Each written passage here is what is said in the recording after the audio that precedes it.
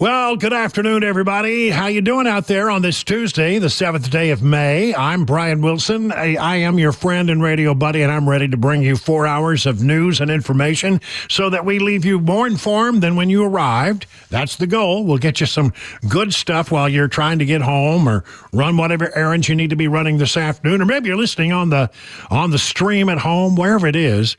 We're glad that you're with us. I want to start off this show today with the details of the Stormy Daniels testimony at the Trump trial in New York. Now, I'm not going to get too salacious, but trust me when I say the details have been very salacious. And Stormy Daniels has said things that I think are only meant to inflame the jury, that have no probative value. Nothing that she has come up with really seems to apply to the details of this case at all. This is a documents case, and very quick, and virtually no need for her to even testify. But the prosecution has gone there and has taken her into places that I'm really surprised that the judge let her go. In fact, it seemed to be irritating to the judge. At one point, Juan Merchan said, we don't need as much of the quote-unquote gritty details as you have been providing. And at one point, the defense had enough and said, well, we ask that you call a mistrial in this particular case. And the judge didn't reject it out of hand. He said, well, I don't think we're there yet. But he sort of, suggested that he was uncomfortable, that maybe where the prosecution has gone here could be leading to irreversible error. And so we'll see how this all plays out. But I mean, no need to do this, quite frankly. It is meant to embarrass the former president, to humiliate him, and make him sit through this is really not necessary. Daniel said that at one point a man threatened her in a parking lot not to tell the Donald Trump story. The judge, as I said, has scolded the prosecution about unnecessary details. Stormy Daniels talked about some of the times that she spent at a golf club with Trump. Jurors are being shown also Michael Cohen invoices from 2017. Trump has been warned more time about violating the gag order. All of those things are happening. But again, everybody who really understands the law seems to be suggesting that this trial has not proven any wrongdoing on the part of Donald Trump. So, what is the purpose of the trial? Well, I think today we found out that it's just to sort of bloody the nose of Donald Trump and maybe inflame the jury to a level which they have not already been inflamed. Again, the bell has been rung on some of this stuff, and you can't unring it. Here is Will Scharf, who is one of the attorneys in this particular case. Well, not in this particular case, but one of Trump's attorneys in other cases. But he was on Fox News and asked to analyze, what has happened today. Again, this is attorney Will Scharf, who represents Trump in other cases. Look, of all the outrageous conduct we've seen from the New York DA's office over the course of this case, whether it's clear discovery violations, games they played with pretrial motions and with jury selection, today has to take the cake. At the start of today, Judge Merchan set very serious guardrails around Stormy Daniels' testimony, and then the New York DA's office just ran absolutely roughshod over those guardrails. We think there were clear grounds for a mistrial. We're deeply disappointed that Judge Merchan did not grant our motion for a mistrial, and this is an issue that we're going to continue to raise because the DA's office strategy here is to pollute the entire trial with irrelevant, highly prejudicial evidence evidence that should have no place in this trial or, frankly, in any courtroom. As a former prosecutor, I find their conduct deeply, deeply offensive, and I'm hopeful that Judge Merchan sees what's going on here. Impossible to unring the bell. The material introduced in court today, and frankly, much of the material introduced by other witnesses, is so prejudicial and has so little probative value that it has essentially infected this case in a way that I don't think a simple limiting instruction can cure. That's why we believe a mistrial is warranted. We'll obviously have to consider our options going forward. But again, I find the DA's office conduct today to be particularly outrageous. I'm assuming many other lawyers feel the same way, just based on what normal courtroom practice would be. And I'm hopeful that Judge Merchan sees the light in the coming days. All right. Well, we can hope that. I mean, limiting arguments, in other words, when the final arguments are made to the jury, the judge, in giving limiting instructions to the jury, could say, well, I want you to not pay any attention to this testimony. You don't need to pay any attention to this testimony. And he said he might do that. But again, I think the attorneys are right. How do you unhear some of these things that have been said before the jury? I don't know. It is just ugly. It's unnecessary, and I think, as I have said every single time, that these attempts to go after Trump in such a ugly way, I think they always backfire. I think people understand what's going on here. They understand that this is an attempt to smear the former president, to revive memories of things that have been said and done in the past, the things that largely people have said they don't care about, because all of this stuff was out there when he got elected, right, the first time. And now they're trying to revive all this stuff and bring it and refreshing it into the mind of the jury, but also through the reporting, through the mind of the voters in America. Here's a story from justthenews.com that was written yesterday. Bragg's witnesses may be undercutting the case against Trump as latest testimony sinks key claims. So far, the witnesses in the former president's hush money trial seem to be undermining the DA's case. Not what you want. Hope Hicks was a good example of this. She last week delivered testimony that undercut Bragg's main charge, that Trump's orchestrated the hush money payments to women claiming they had affairs with him to improperly influence the outcome of the 2016 election. That was not what she said. Said it also had the thing that he was very concerned about what it would do to his family. So that's not the only reason. I want to bring in another case, though, that has not been tried, is looming on the horizon, and may not be tried before the election now, it appears. This is the evidence case about the documents that were found at Mar-a-Lago. This is from thehill.com. Judge Eileen Cannon suspended a key deadline in former President Trump's document case after his attorney suggested that special counsel Jack Smith's team had, quote, failed to preserve critical evidence in the case after prosecutors disclosed some classified records may not be in the original order in which they were found. The suspension marks yet another delay in a prosecution where Cannon has yet to even set a new trial date, casting further doubt on the chances the case will come before a jury ahead of the election.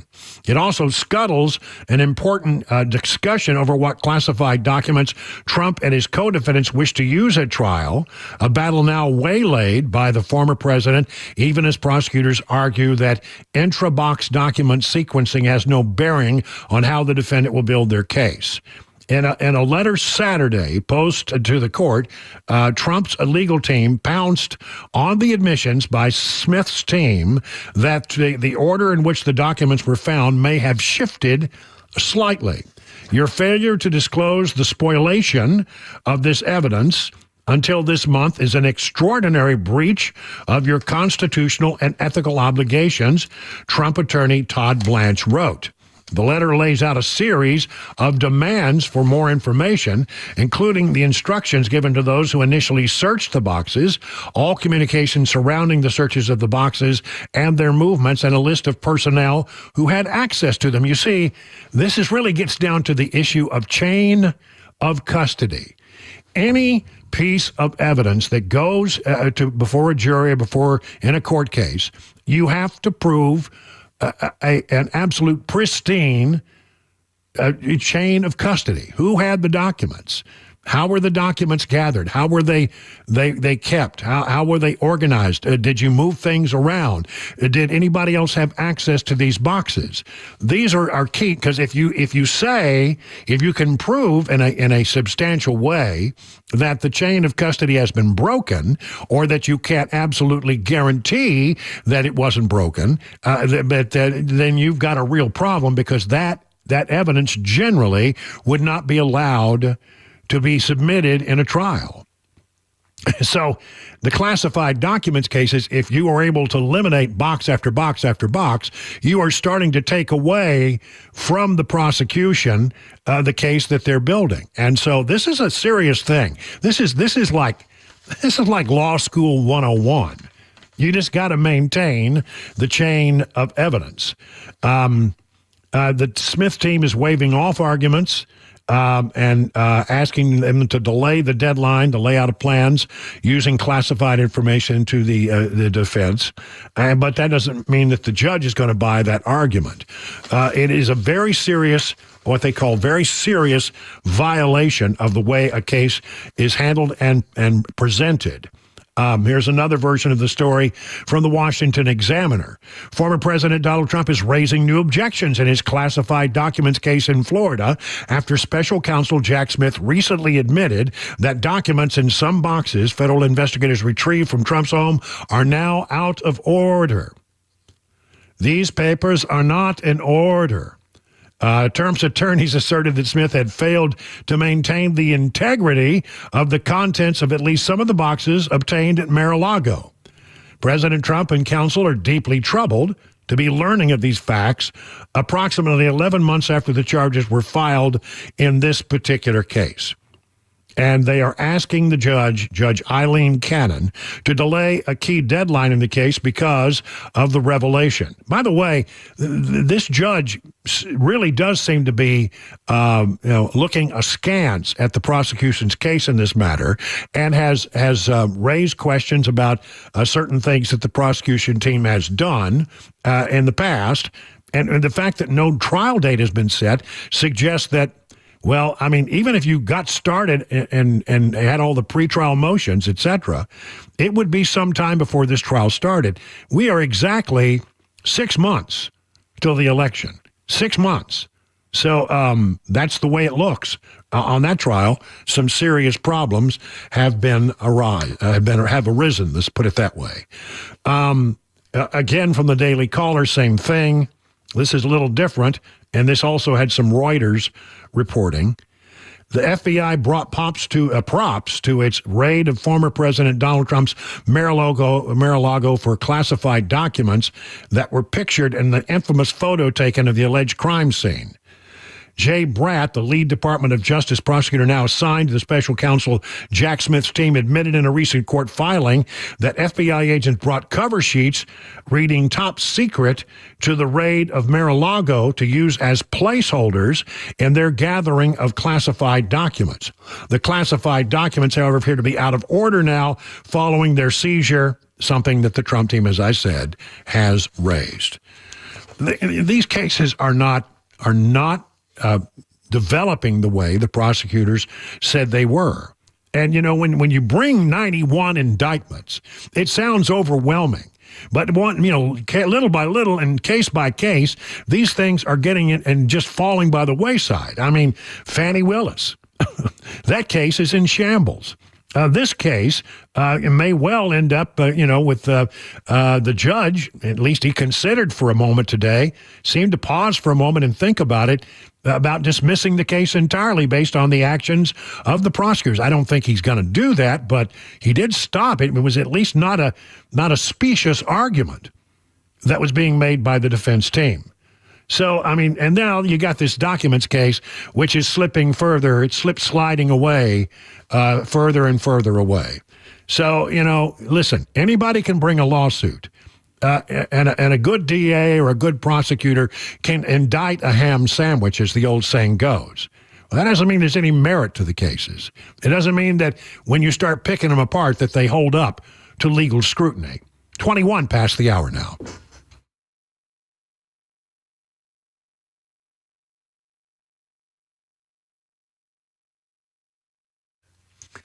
Let me tell you about the folks over at Beacon. Are your retirement assets structured to minimize taxes? Many hardworking Americans like you could be overpaying on taxes in retirement. You may be taxed on your IRA, your 401k, any other deferred retirement accounts. Beacon Capital Management is here to give you peace of mind. With the threat of massive tax increases just around the corner, your nest egg could be in trouble unless you take advantage of defensive tax saving strategies now. Defend your hard-earned retirement savings by scheduling a free retirement tax reduction analysis today. No cost, no pressure, no obligation. If you've saved more than $250,000 for retirement, don't wait any longer to schedule your free retirement tax reduction analysis from Beacon. You just call this number. I'm going to give it to you twice. 615-488-9303. Again, 615-488-9303. Or ask Beacon, or just go to the website, askbeaconnow.com. The guaranteed offer is the easiest way to sell your home. It's really simple. We bring you an all-cash offer. You close in as little as 21 days. No home inspections, no lock boxes, no open houses. Go to markspain.com to get a guaranteed offer and start packing.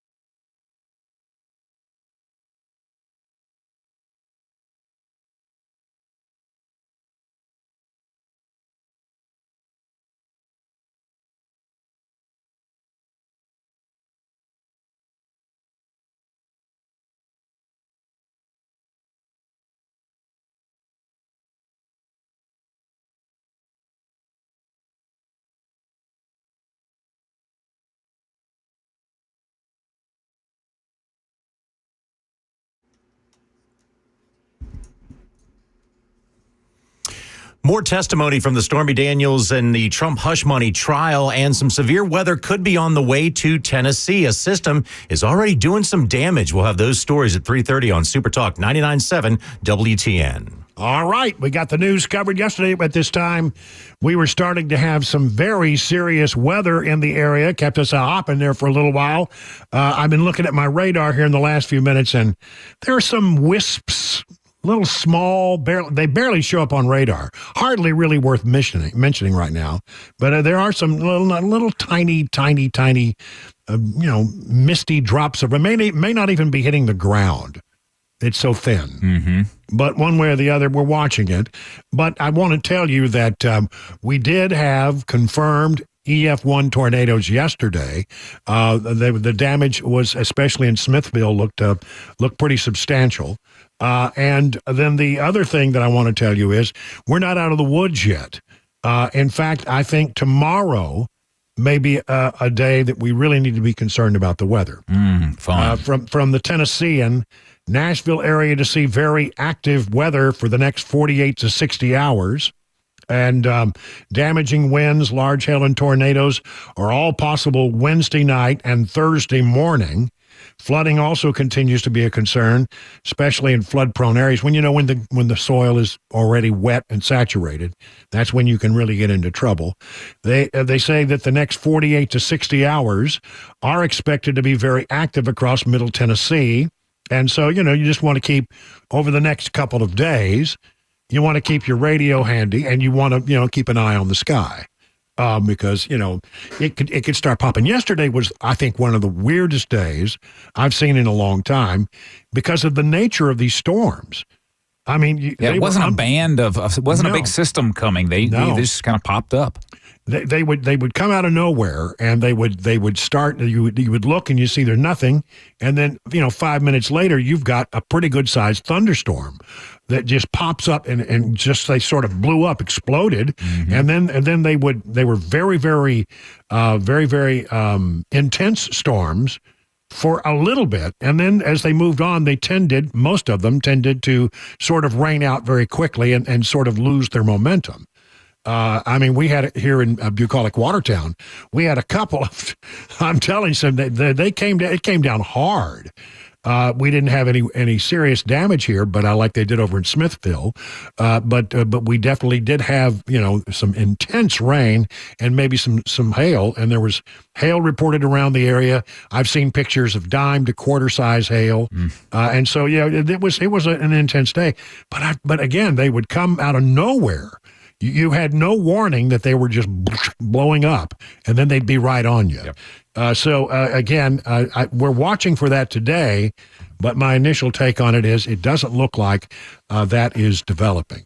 Did you have any issues out at your area? We barely got any rain beyond the showers that we had in the early morning part of the day yesterday. So we got to kind of dodge things, I think, up north of town. All right, sounds good. Listen, coming up on the show, we've got a lot of things to cover. The protests that have been at college campuses, we're learning a lot about some of the people that are involved in all that. And then the president had some things to say, very strong words to say in support of Israel, but his actions seem to be very different than his words. And he's also talking about anti-Semitism is something that we will not tolerate. It seemed like that's about 5 days and $5, 5 days late and $5 short. Also, again, we have Tennessee news of note and the latest on the 2024 campaign. There are developments there. So this is a good day to settle in. We're going to bring you a lot of news and information over the course of 4 hours, and we very much appreciate you being a part of this program. Let's call it time for the news now at 3:30.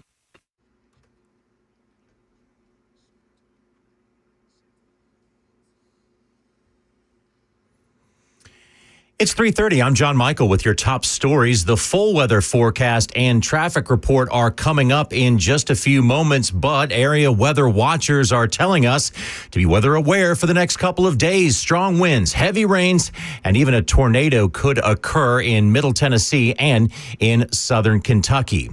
Millions are under the threat of more severe weather after a deadly outbreak of tornadoes. A violent twister touched down in Tulsa, Oklahoma yesterday. One person was killed and several others were hurt. At least 16 reported tornadoes touched down in 6 states. ABC News meteorologist Samara Theodore is in Bartlettsville, Oklahoma. This line of storms, the same line of storms, is now pushing eastward. It's moved through Cincinnati, now headed through parts of the Ohio Valley, sweeping across the state of Indiana at the moment. In fact, Chicago, they will likely be under a tornado watch. The Chicago region could be under a tornado watch pretty soon here, issued by the National Weather Service. The threat for severe weather increases tomorrow in our area, so stay alert to weather warnings. Stormy Daniels, the adult film actress at the center of the hush money trial against former President Donald Trump, spent today on the witness stand after what some legal observers call unnecessary details. The Trump defense team motioned for a mistrial, but didn't get it. They did, however, get their opportunity to cross-examine Daniels. Stick with us, folks. We'll have much more on the weather coming up and a full wrap-up of the day's event at the Trump trial. That's the latest news. Traffic and weather are next. I'm John Michael, WTN News. The guaranteed offer is the easiest way to sell your home. It's really simple. We bring you an all-cash offer. You close in as little as 21 days. No home inspections, no lock boxes, no open houses. Go to markspain.com to get a guaranteed offer and start packing.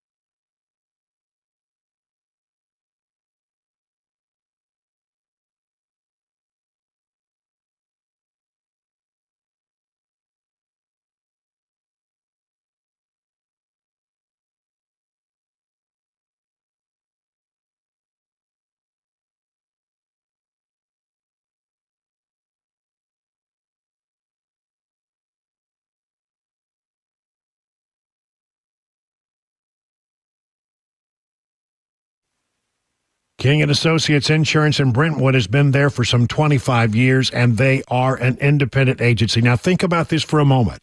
Why would that be an advantage to you? Well, first of all, they don't have to just take one product, the one they have on the shelf, and try to take your square peg and shove it into a round hole, or vice versa. They don't have to do it. They can find one that really meets your need. And what does that mean? Well, you're getting more bang for your insurance buck, and that's what you want. You want insurance that really covers you well and doesn't, the stuff that really matters.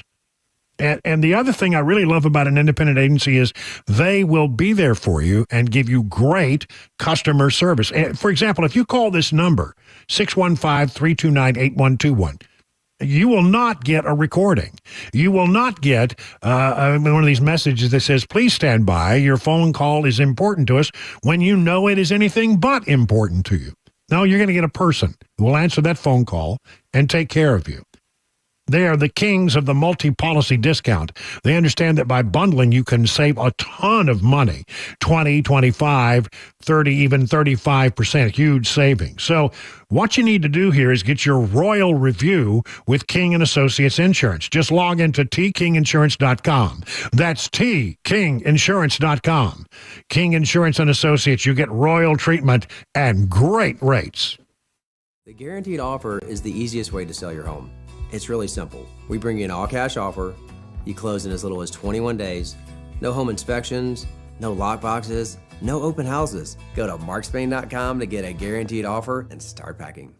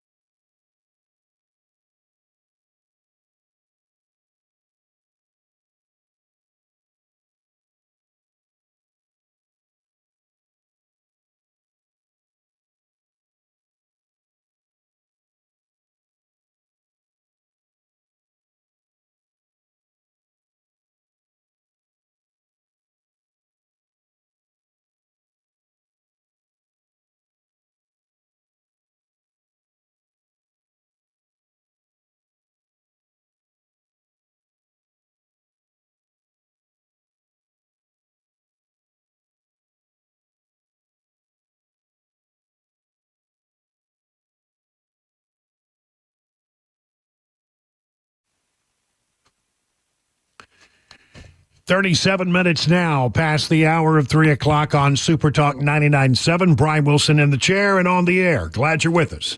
We're watching the weather, but I don't think we're going to have the same kind of stuff we had yesterday. But do keep an eye on the weather over the next couple of days. We'll be right here for you if things start to go a little hectic and go, get chaotic, I guess is the right word. I like chaosity. I don't think that's a word, but we got too much chaosity going on in here, and I was trying to come up with something.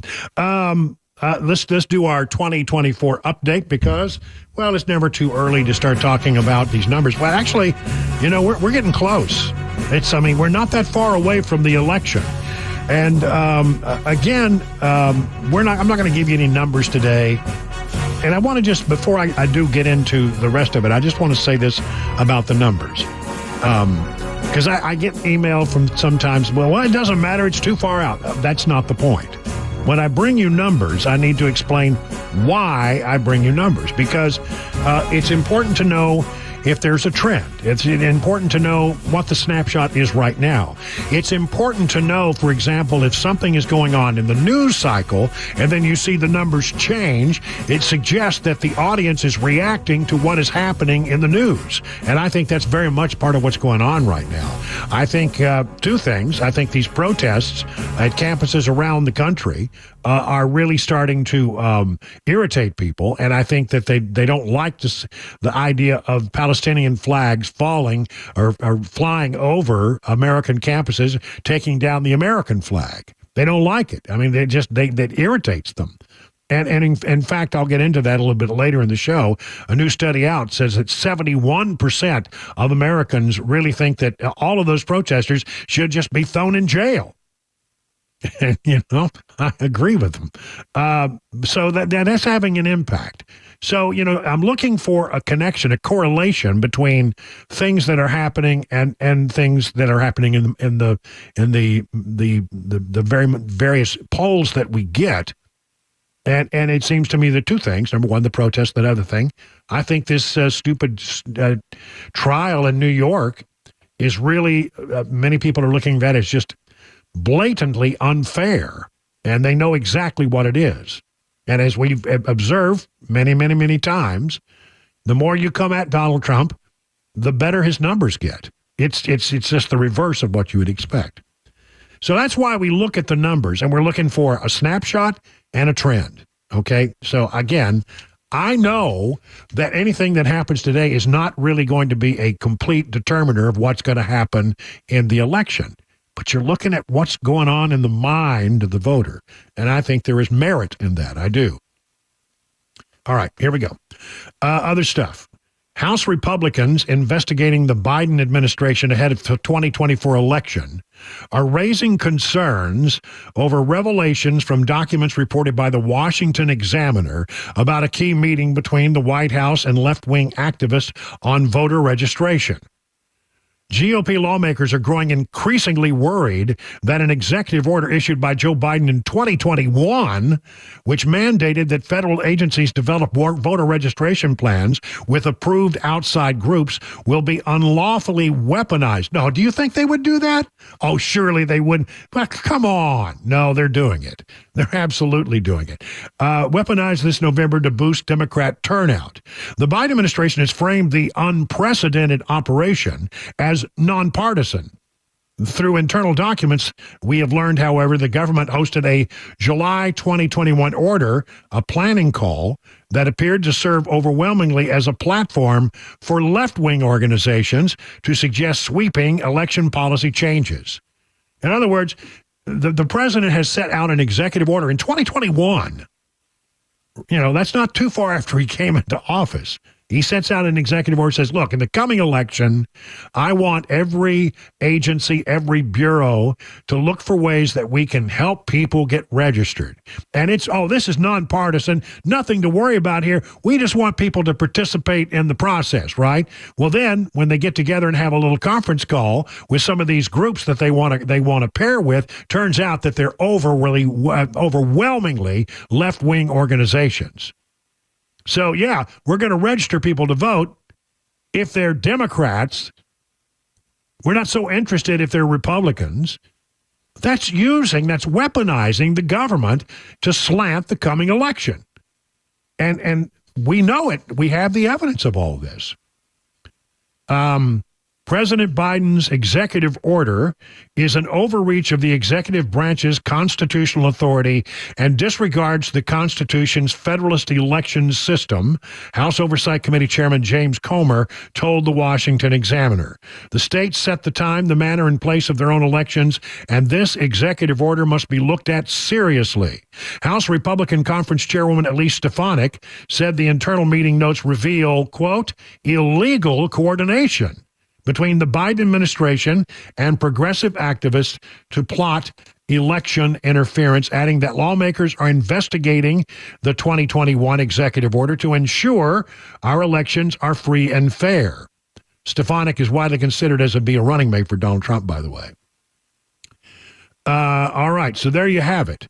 The meeting notes reviewed by the Washington Examiner, obtained through separate record request by the Conservative Heritage Foundation's Oversight Project and Foundation for Government Accountability, shows attendees from activist groups discuss topics such as registering illegal immigrants and integrating voter registration into public housing as a requirement under federal law. This oversight project said in a memo last week that it's clear that the 2021 executive order is a partisan attempt to influence the outcome of future elections through the use of federal resources, infrastructure, and reach. And the problem is, this has been going on since 2021. I mean, that bell's already rung. How do you unring a bell like that? It's not right. And yeah, the Democrats, I'll just say, are masters out of weaponizing everything. I mean, I think this very potentially could be a violation of the Hatch Act. I really do believe that the government is not supposed to be involved in the election process. And here they are, holding meetings with left-wing organizations, Zoom calls, etc., talking about, as they have it here, trying to get people who should not be, I think, in some cases, registered to vote. But one way or the other, everybody that was on that call, from the by and large of them, they were all left-wing organizations. Not right. Not right. And, I don't know what you do except call it out and see if you can stop it from going on as we go down the path. From the Federalist, motor voter laws can cause many non-citizens to flow onto voter rolls. So why not use the DMV's legal presence codes to verify citizenship? Fair question. The greatest border crisis in U.S. history grinds on, with an estimated 8 to 10 million illegal foreign nationals entering the country since Joe Biden became president in 2021 and stopped enforcing border security. As hundreds of thousands are offered federal benefits, asylum, or Social Security numbers for work permits, what are the chances they will flow onto voter rolls illegally ahead of the 2024 election? Highly likely, says one person who looked at it. It's up to the states to remove ineligible voters from registration lists by going back to the root of the illegal registration, their Department of Motor Vehicles. Since it was enacted in 1993, the National Voter Registration Act, NVRA, Motor Voter, has expanded voter registration by integrating it with driver license issuance. It also created a cascade of non-citizens flowing onto the voter rolls. Many on the left claim it's illegal for non-citizens to register to vote and cast ballots, so that's that. But when millions are opting into registration automatically in at least 44 states, even if they check no on the citizenship question, it's up to the states to check on their citizenship status. Many states do use legal presence codes provided by the DMV to check. Arizona has been using the DMV data since 1996 to at least filter out non-citizens for state elections. More states could do the same and come into compliance with two key pillars of motor voter: maintaining accurate rolls and making sure that the data are available to the public. Since the Biden administration rolled out Executive Order 14019, which commandeers political appointees in federal agencies to get into the business of registering voters at taxpayer expense. Voter disenfranchisement concerns have skyrocketed among election security groups around the country. We can check this. We can check this. Now, I don't think we have a big problem in this regard in the state of Tennessee, but other states, it's a more open question. If you get certain documents and you can use those documents to then get a driver's license, and somebody asks you, are you a citizen? If you say yes, it goes down on your driver's license as if you're a citizen. That allows you then to get a voter registration card. Not right. There are so many things that concern me in this regard with the coming election. Again, people are in this country illegally, even if they've been granted, access to the country by the Biden administration, are not supposed to cast a ballot in federal elections. They are allowed in some local elections, but not in federal elections. But there are myriad ways around that, and we've got to be on guard for it. According to a Washington Post Ipsos poll, black voters' desire to vote in the 2024 general election has fallen off since 2020, which could be worrisome for President Joe Biden.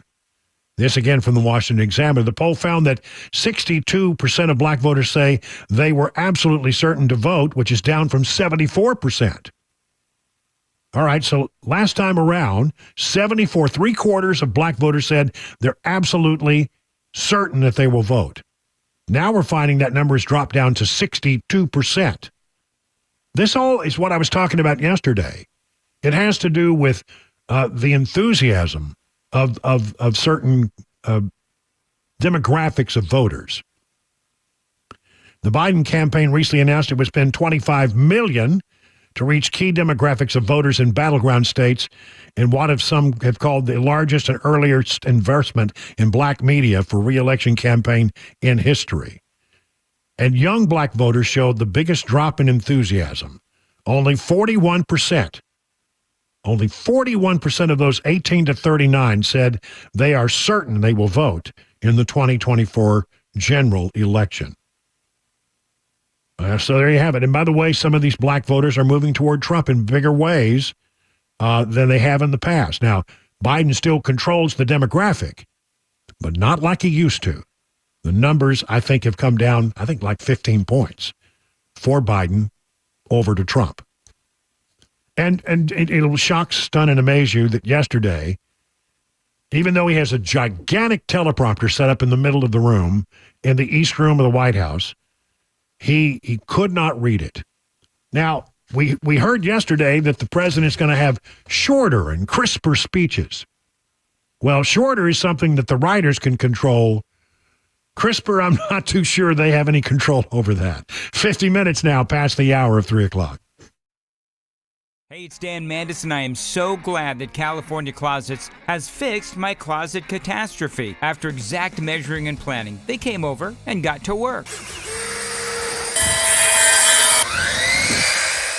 Yeah, once it was all plotted out on their 3D CAD system, the pieces are measured, cut, and precisely installed into my space. It was clean, fast, and professional, and above all, my new closets look and function great. Now, this was my dormer, and now this is my new dormer thanks to California Closets. Look at all of this added space for shirts and shoes, you name it, and it is cut so precisely, simply amazing. And my old closet that has now been reborn as the ultimate in style and functionality, making the best use of the space that I had. They can work on just about anything: bedrooms, garages, home offices, closets, pantries, and so much more. Find them online, CaliforniaClosets.com, and see what they can do for you. You can schedule a free design consultation. Mention my name, CaliforniaClosets.com.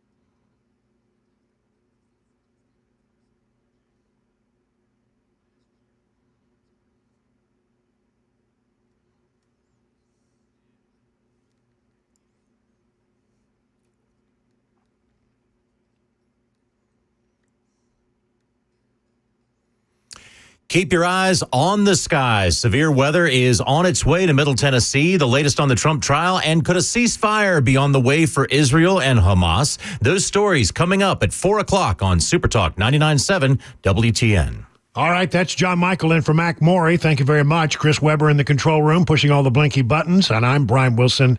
You're listening to The Drive. Let's look at the markets and how they closed out today. The Dow Jones Industrial up 31 points. The S&P up just a hair, almost 7 points. The NASDAQ, however, is down about 16, so red and green screens today. What's driving the market? Let's check in with John Maxson over at Beacon Capital Management. Yeah, good afternoon, Brian. Yeah, the market was fairly flat today. S&P was up for the fourth day in a row, along with the Dow for the fifth day. But I'm calling this week Fed speak because there's very little economic reports that are out. But the Fed officials are coming out in droves. We had one today actually mention potential rate hike. The market really doesn't like that. But I'll tell you what continues to drive the market is that about 80% of companies on the S&P have reported earnings, and 80% of them have beat their expectations. The market really likes that. A little sliver of negativity today, though, that may show the health of the consumer beginning to deteriorate. Consumer credit had an expectation of $14.8 billion. It only came in at $6.3 billion. So inventories come in tomorrow. It's going to be an important report to watch, but again, a pretty flat market. All right. Thank you very much, John. To find out what the John Maxson and all the good people over at Beacon Capital Management can do to help you get ready for your retirement, just go to their website, askbeaconnow.com. It is 59 minutes past the hour of 3 o'clock.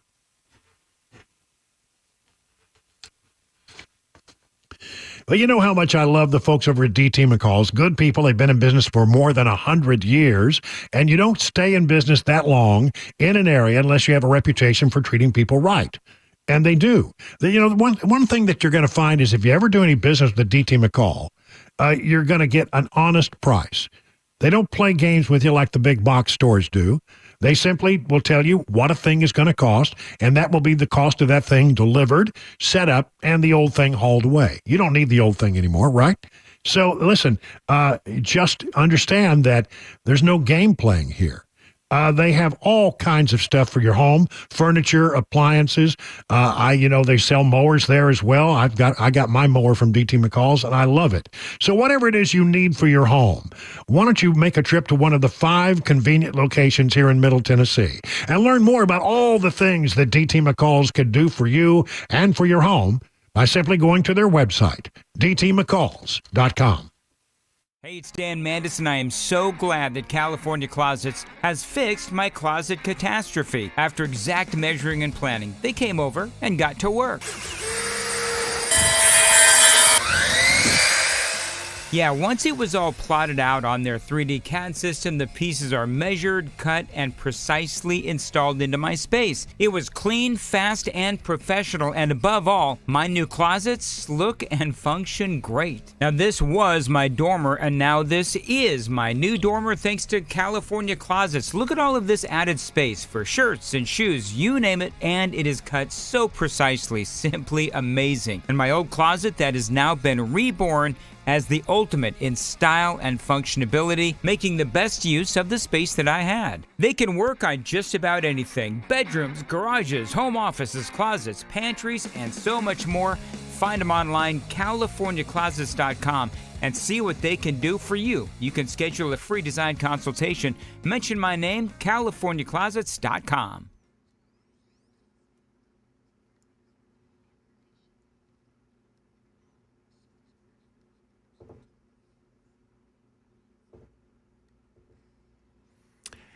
It's 4 o'clock. I'm John Michael with your top stories. Cloudy and 79 degrees on Music Row, and traffic and a complete weather forecast will be coming up in a few minutes. Israel confirms its troops have taken control of part of the Rafah border, crossing into southern Gaza. Israel is calling it a counterterrorism operation that could be a prelude to a larger ground invasion. Here's White House correspondent Karen Travers. The White House says it's watching the situation unfold in Rafah, quote, very, very closely. But National Security spokesman John Kirby said that based on what they've been told by Israeli counterparts, actions Monday night were limited and not equivalent to the major operation the U.S. has been warning Israel against carrying out. Kirby said the Israelis told the administration the operation Monday was designed to cut off Hamas's ability to smuggle weapons and funds into Gaza, and not the size, scale, duration, and scope consistent with what would be a major ground offensive.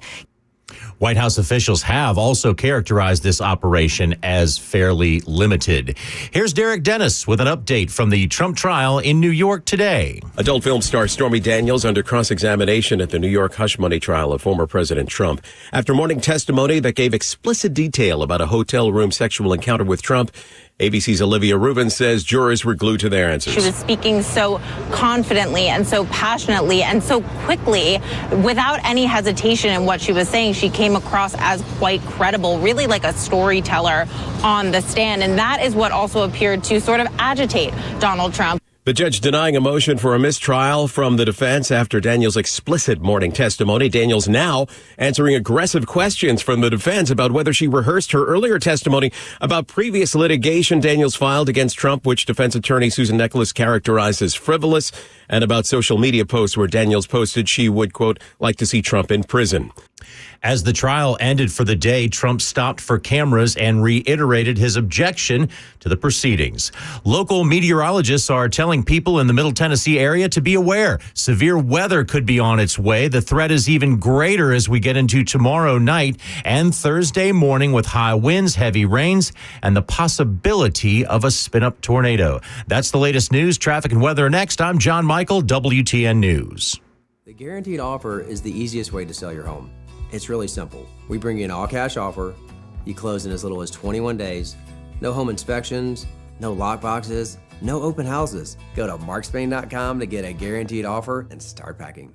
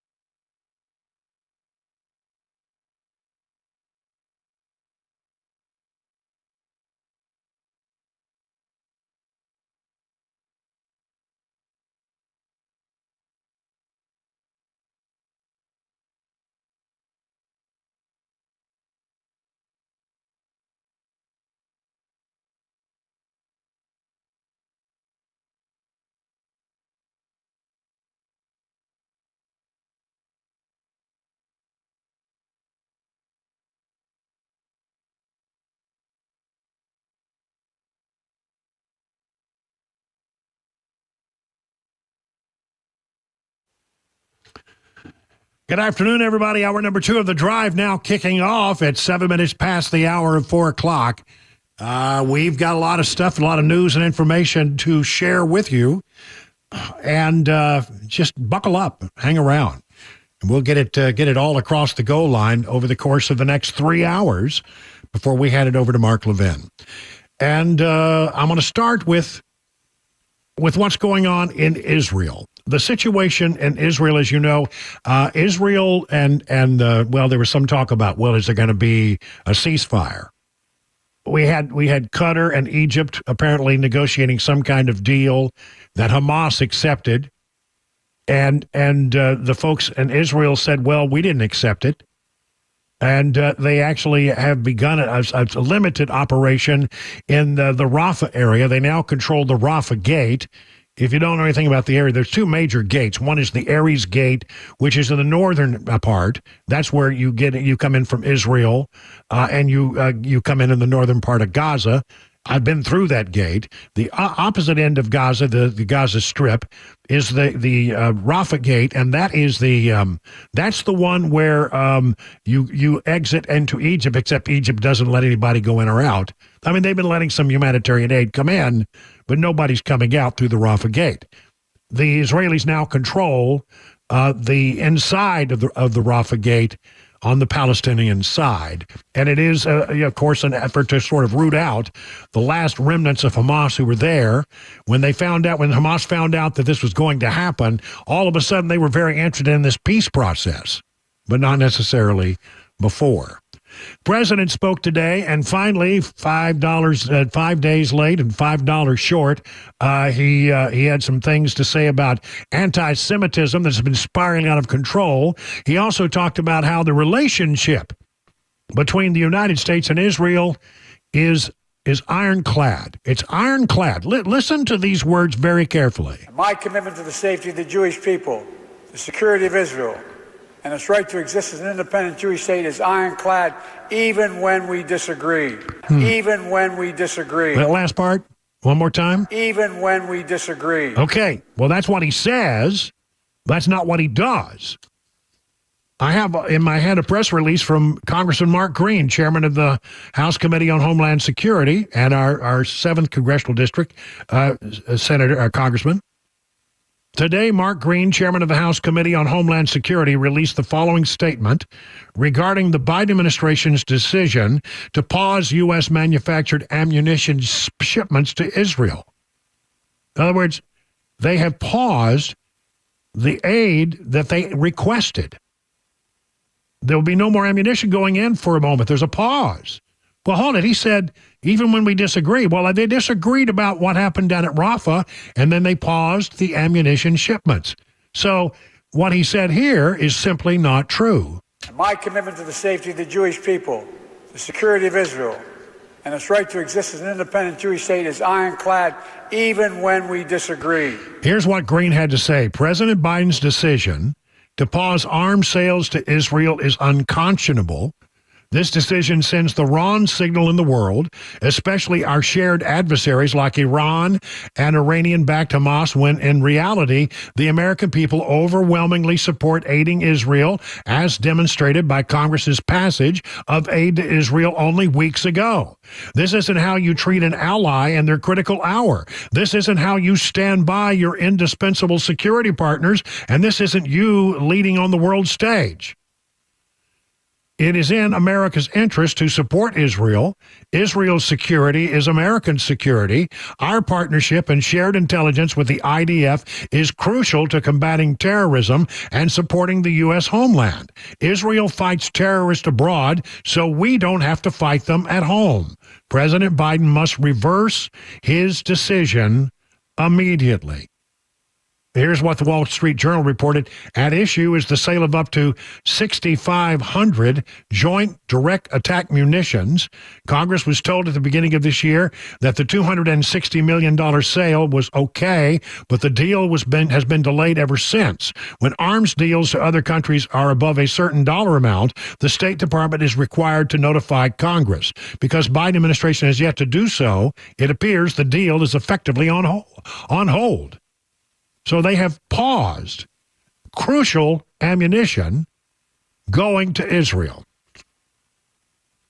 In this country, I think most people are really fed up with what they've been seeing on college campuses, this unbelievable support for the terrorists of Hamas who invaded Israel on October 7th and committed heinous crimes, took hostages. You know the whole story. Listen to this from Newsmax. 71% of voters in America say that the protesters who take over school buildings or block others from using areas of the campus should be arrested. A Scott Rasmussen national survey conducted by RMG Research found that just 17% believe they should not. The survey also found that 44% believe most campus protests have included threats to Jewish students and hatred toward Jews. Only 22% disagree with that statement. Here's the question. If campus protesters take over school buildings or block others from using areas of the campus, should the protesters be arrested? 71% said yes. 17% said no. 12% said no, they were not sure. Have most of the campus protests included threats to Jewish students and hatred toward Jews? Yes, 44%. No, 22%. Not sure, 34%. Well, of course Americans dislike this because we overwhelmingly have always supported the nation of Israel. And we need to repeatedly point out that Israel didn't start this fight, but the Israelis are sure as hell going to finish it. At UNC Chapel Hill, the provost, Chris Clemens, graduate school dean Beth Mayer Davis, addressed an apparent protest in letter. Apparently, some professors have threatened to withhold student grades to support anti-Israel rioters. The University of North Carolina at Chapel Hill is cautioning professors and faculty members against withholding students' final grades after students expressed concern that some professors were going to do so in an apparent protest against the university. After anti-Israel demonstrations sprang up on the campus, university administrators took action to restore order on the campus. Students who participated in the unrest faced disciplinary action. Professors at UNC Chapel Hill reportedly planned to show support for those students who were allegedly suspended from the university by organizing an effort to withhold all students' final grades. Oh, lovely. They're not teaching, and they're not posting the grades. But the officials there at UNC are not having it. We are hearing concerns from students whose instructors have informed them they will withhold all grades as part of a protest. These students depend on the timely submission of their grades for graduation, for jobs, for athletic eligibility, and it is part of the required duties of faculty and graduates to submit grades by the registrar deadlines, said the officials from UNC. Yes, yes, yes, yes, they should. And then, who is supporting and where are these folks getting their training who are organizing all these protests, which look so similar and seem to have the same kind of funding all across the country? By my count, and I looked at a map that the Wall Street Journal put together, there's some 75 campuses where there have been significant protests of some kind about this whole matter. Well, listen to this from justthenews.com. Cuba spent years training anti-Israel activists behind campus protests. Multiple organizers have close ties to the communist country. They really are communists. They're communists, they're socialists, and they're anarchists. That's what they are. They glom onto whatever issue is hot at the moment. They just want to foment discontent. Cuba has spent years training some of the anti-Israel protest organizers behind the recent demonstrations on college campuses, according to a new investigation that shows the communist country's close ties to the U.S. progressive movement. One of the most prominent activists is a guy named Manolo de los Santos. He first visited Cuba as early as 2009. He's been featured prominently in Cuban state-owned media since at least 2016. ADN American reported Tuesday following an extensive investigation by the outlet. Just the News briefly spoke with De Los Santos, the founder of the People's Forum, a self-described New York City-based movement incubator, while he attended a Gaza Solidarity encampment protest early this month at Fordham University Lincoln Center campus. While De Los Santos said he has never visited the region of Palestine, he said he has been at protests across the city, including Columbia University and City College, to support the students in their protests against Israel. De Los Santos has a long history of collaboration with the top Cuban officials, including Cuban President Miguel Díaz-Canel. For example, last year, De Los Santos posted on X that he spent 10 days in Cuba learning with its people and President Miguel Díaz-Canel. He said the young people in the U.S. have a responsibility to defeat once and for all this genocidal blockade of Cuba. The term blockade is used by critics to refer to the U.S. trade embargo on the nation of Cuba. So this is one example. There are multiple other organizers affiliated with communist Caribbean nation as well. Kala Walsh, co-author and co-chair, of the National Network on Cuba, was indicted earlier this year for attacking an Israeli-affiliated defense contractor in New Hampshire. Reportedly spent years traveling to Cuba with the Venceremos Brigade. The group is closely linked to the Cuban intelligence apparatus, according to the FBI. There is others who have visited Cuba and have been involved in getting training in Cuba. Black Alliance for Peace member Erica Keynes traveled to Cuba earlier this year, organized an autonomous zone for Nicaragua last month. She traveled to Nicaragua last year and met President Daniel Ortega, who's been dubbed a dictator by critics of his repressive regime. Keynes was a featured speaker at an activist network news webinar called Black Freedom Struggle in Palestine. You wonder where they're getting their training. You wonder how they are so organized. They actually spent time in a communist country consorting with communists at the highest levels and then bringing the training that they got in Cuba to the United States to create all kinds of chaos on college campuses around the country.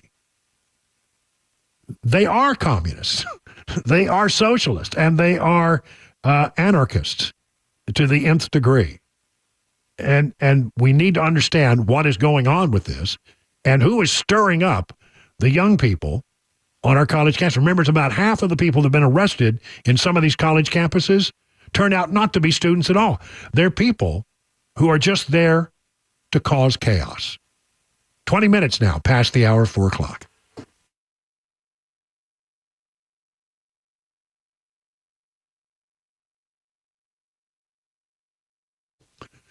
All right, we got some exciting news for you. Many of you have lived here a long time and know about Eurofix in Middle Tennessee, the place to go for your European car repair for the last 24 years. And, you know, we've all gotten to watch them grow over time. Well, I love watching a hometown business take off. And they have been doing very well here. Now they are proud to announce that they have a new location, a 5th location in Mount Juliet for Eurofix on Mount Juliet Road right across from the Dairy Queen.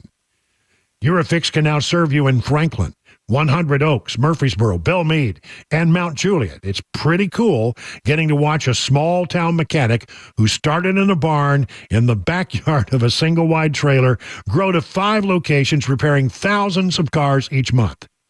At Eurofix, you get a 3-year nationwide warranty and a free loaner car with every repair appointment. So call this number, 844-EUROFIX. That's 844-EUROFIX, or visit myEurofix.com. Hey, it's Dan Mandis, and I am so glad that California Closets has fixed my closet catastrophe. After exact measuring and planning, they came over and got to work. Yeah, once it was all plotted out on their 3D CAD system, the pieces are measured, cut, and precisely installed into my space. It was clean, fast, and professional, and above all, my new closets look and function great. Now, this was my dormer, and now this is my new dormer thanks to California Closets. Look at all of this added space for shirts and shoes, you name it, and it is cut so precisely, simply amazing. And my old closet that has now been reborn as the ultimate in style and functionality, making the best use of the space that I had. They can work on just about anything: bedrooms, garages, home offices, closets, pantries, and so much more. Find them online, CaliforniaClosets.com, and see what they can do for you. You can schedule a free design consultation. Mention my name, CaliforniaClosets.com.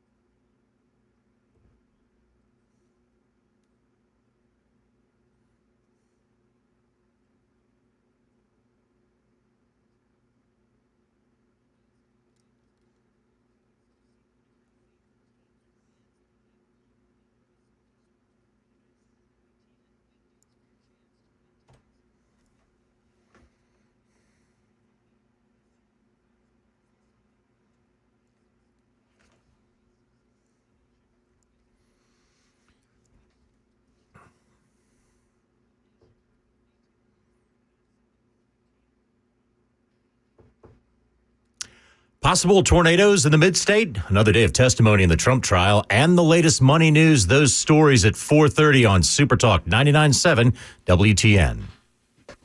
It is 25 minutes now past the hour of 4 o'clock on Super Talk 99.7. Brian Wilson in the chair on Tuesday, May 7th. A lot of stuff going on in the world. We'll get back into the Trump trial a little bit later.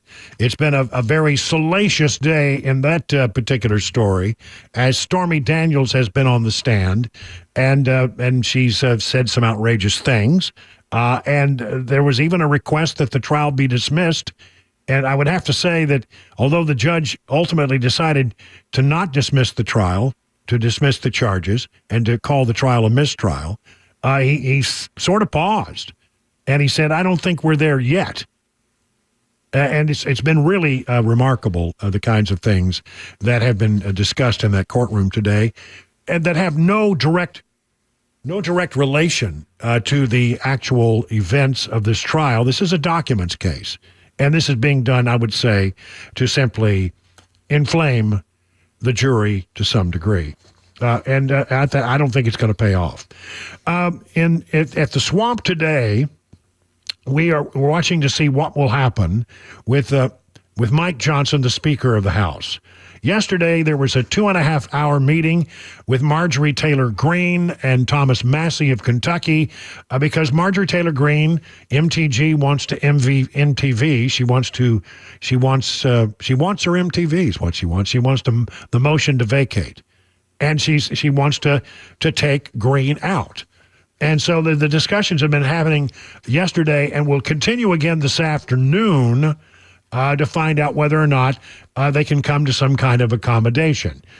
Johnson is very, very firm about this. He said the 2.5-hour meeting with Marjorie Taylor Greene that was yesterday, the first one, was not a negotiation. He's not negotiating. He said the two met in the Speaker's office ahead of an expected move by Ms. Greene to bring a motion to vacate against Johnson to the floor, a move that is all predestined to fail because Democrats announced they would back the Speaker. I take Marjorie's ideas and Thomas Massey's ideas and everybody else's equally, and we assess them on their own value. And we can make improvements and changes, Johnson said about that meeting yesterday. Ms. Greene herself later seemed to refute the framing after she released a list of demands she discussed with the Speaker on May 6th. She said Ms. Greene was vowed she was absolutely bringing the motion to the floor this week. But now this story has just crossed about an hour ago. Marjorie Taylor Greene is softening her threat against Speaker Mike Johnson, saying she will give the Speaker more time to demonstrate his commitment to conservative priorities before forcing a vote on her resolution to boot him for power. Last week, Greene said that she would absolutely force her motion to vacate proposal to the floor this week, citing Johnson's track record of working across the aisle with President Biden on major legislation. But on Tuesday, after huddling with the Speaker for more than 3 hours, Greene backed off that threat, saying she would not commit to moving her resolution to the floor before week's end. We'll see. It's up to Mike Johnson. Greene said when she asked if she would make good on that previous ultimatum. Here's what's going on. Donald Trump, I think, is having some effect on Marjorie Taylor Greene. He has said on 2 or 3 different occasions that he supports Mike Johnson as Speaker. He understands the limitations of what a Speaker can do when you have a very thin majority in the body you control, and the Democrats control both the Senate and the White House. There's a limited amount of pressure you can bring to bear when the numbers are stacked that way. And he said he says he's fine with Mike Johnson. He believes he can work with Mike Johnson. He also is very friendly with Marjorie Taylor Greene and has tried to sort of call her up and say, look, I don't think this is the right thing to do, and I agree with that assessment. It's not the right thing to do. You may get frustrated from time to time, but I mean, the realities are in the numbers that Johnson has to work with. And I think Trump recognizes this. He's worked, of course, in Washington and knows what it takes to get certain things done. And certain things are not possible when you just don't have the numbers. And so I think he's taking Marjorie Greene aside in a quiet way and asking her to come to some kind of accommodation, see if we can sort of do that. Now, the problem for Greene is she's sort of told everybody she's going to do it, and she's threatened it twice now and hasn't followed through. So she's got to find some way to save face. And so in the meeting later this afternoon, it seems to me that this will all be about giving something that Marjorie Taylor Greene can come out of the meeting with and say, well, I got a concession. I got promises. I now feel confident that certain things are going to happen. Whatever it is, she's got to have something to walk away with, or otherwise she's not going to back down. So that's what this is all about. That's what this is all about. I think it would be a waste of time to think that Mike Johnson is going anywhere. He's not going anywhere right now.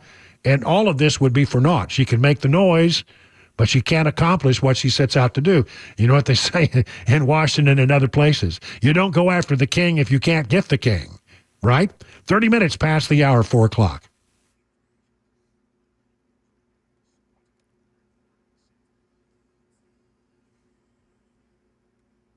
It's 4:30, and I'm John Michael with your top stories. Your forecast and traffic are just ahead. Severe weather could be on the way to Middle Tennessee and Southern Kentucky. Weather forecasters are calling for severe weather that can pop up in a hurry. The threat increases tomorrow and into Thursday morning. A flash flood watch has just been issued for most of the WTN listening area. Defense attorneys for Donald Trump argued for a mistrial after testimony from adult film star Stormy Daniels today. The judge denied the motion in a dramatic day of testimony. Court is adjourned until Thursday. Here's your money news. It was a mixed day on Wall Street. Here is Chuck Silverson. From ABC News, Wall Street now, a mixed end to the day for the major indexes. The Dow up 32 points. The S&P 500 index gained 7. The Nasdaq lost 17 points. Apple unveiled its next generation of iPad Pros and Airs, lineups that will boast faster processors, new sizes, and a new display system. This after Apple disclosed a steep quarterly loss. TikTok and its Chinese parent company ByteDance are suing the U.S. federal government over a law that would ban the popular video sharing app unless it's sold to another company. The company says the new law is, in its words, so obviously unconstitutional. The Walt Disney Company moved to a loss in its second quarter, hampered by significantly higher restructuring and impairment charges, but its adjusted profit topped Wall Street's expectations, and its streaming business was profitable. Theme parks also continued to be a strength. Disney, the parent company of ABC News. And the Dow Jones Industrials closed up 31. S&P was up. NASDAQ was down. That's the latest news, traffic, and weather. Next, I'm John Michael, WTN News. The guaranteed offer is the easiest way to sell your home. It's really simple. We bring you an all-cash offer. You close in as little as 21 days. No home inspections, no lock boxes, no open houses. Go to markspain.com to get a guaranteed offer and start packing.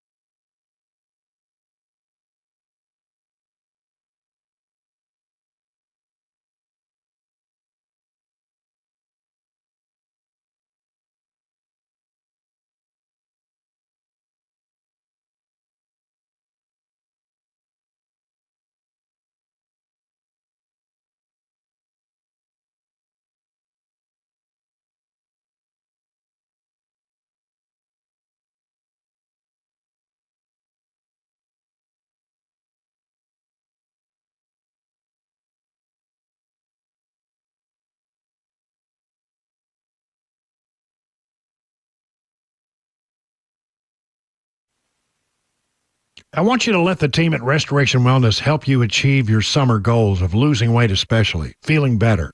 Restoration Wellness is a leader in weight loss management in Wilson County, and Sumner is right around the corner, right? Call the Restoration Wellness team today at 615-470-8124 or visit them at the website restorationwellnessmedspa.com to book a consultation today. Now, my friends Carly and Jamie, really nice people, will take really good care of you. They'll treat you like you're one of their own. Be a part of over 1,000 patients who have already seen life-changing results from the weight loss management program. You see, weight loss can increase your energy levels. It can improve the quality of your sleep, enhance your overall health. These are customized treatment plans, not one size fits all. Restoration Wellness considers your unique needs, your lifestyle, and your goals. So whether your goal is to lose stubborn body fat or improve your overall health restoration, Wellness has a solution for you.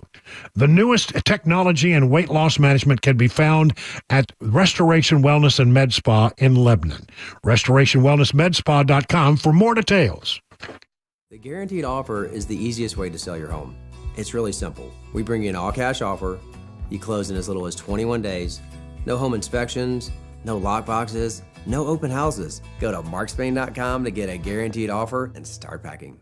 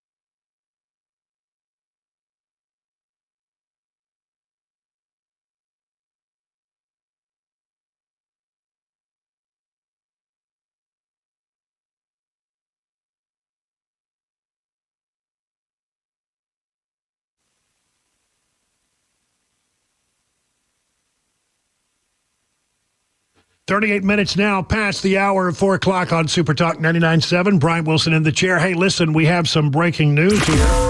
This just in a few moments ago. We told you about this trial, the documents trial that's going on, and this judge, Eileen Cannon, seemed to be suggesting that the trial could be slipping. Now comes official word. A federal judge Tuesday indefinitely postponed the criminal classified documents trial of former President Donald Trump, a court filing shows. The trial on charges that Trump willfully retained classified national security records after leaving the White House and hid them from the federal government was scheduled to start May 20th. But the new ruling from U.S. District Judge Eileen Cannon vacates that date and sets a new slate of pretrial proceedings, the latest which is hearing set for July 22nd. This according to CNBC. The ruling casts more doubt on whether Trump, the presumptive Republican presidential nominee, will face trial on the federal criminal charges prior to the November 5th election. Cannon wrote, you ready for this? This is the judge speaking. In Tuesday's court order, it would be imprudent to finalize a trial date at this juncture. Sounds like H.W. Bush wouldn't be prudent at this juncture, when various pretrial issues have yet to be resolved. Cannon pointed to pending questions about how classified information will be handled in the high-profile trial of the former president. Now, the big issue that has just been raised by the Trump people is that apparently there is a question, a very legitimate question about the whether or not the documents that the feds seized were handled properly. There's a thing called chain of custody, which is very important. It's sort of like Law School 101. If you're bringing a case, you have to make sure that you have been very careful to protect the chain of custody, that things have not been messed with once they become evidence. And apparently documents are out of order. There's all kinds of questions about who may have had access to the documents at various points along the way. All of those things mean that potentially the prosecution may lose the ability, if the judge sees it the way the defense is arguing it, of actually bringing any of these documents in to the case. So this is sliding. It's been sliding for a while. The first pretrial hearings is going to start in July if it doesn't slide again, and there's going to be months of pretrial hearings over this issue, over that issue, sliding further and further and further back. At some point, it doesn't seem likely this trial is going to happen in a timely fashion, and maybe not even before the election. So I certainly won't have a verdict before the election, the way it is starting to look now. So once again, new development in the last few moments is that the judge has indefinitely postponed the classified documents trial of Donald Trump. We'll stay on top of that as well. Let me take you to some Tennessee news.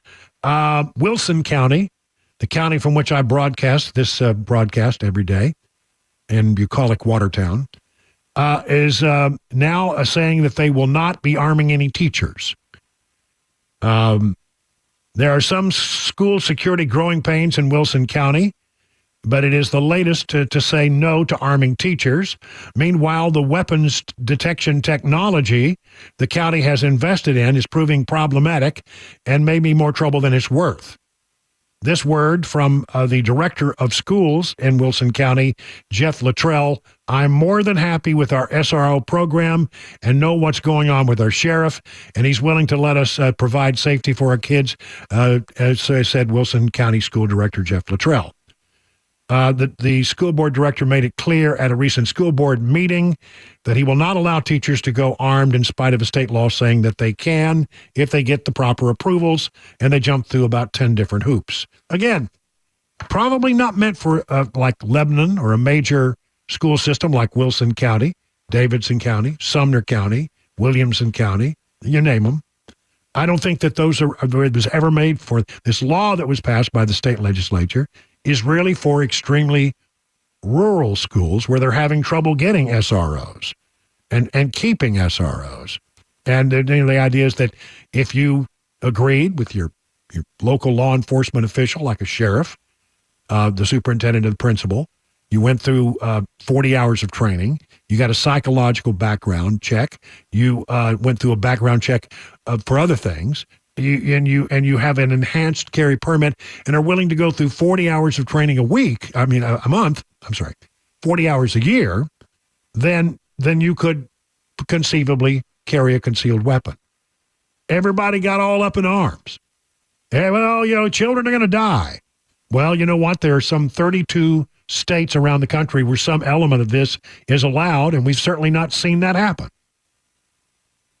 And again, as I said, when this whole thing came up, if one of the three people says it's not going to happen, the superintendent, the principal, or the law enforcement authority, it's not going to happen in that county. End of story.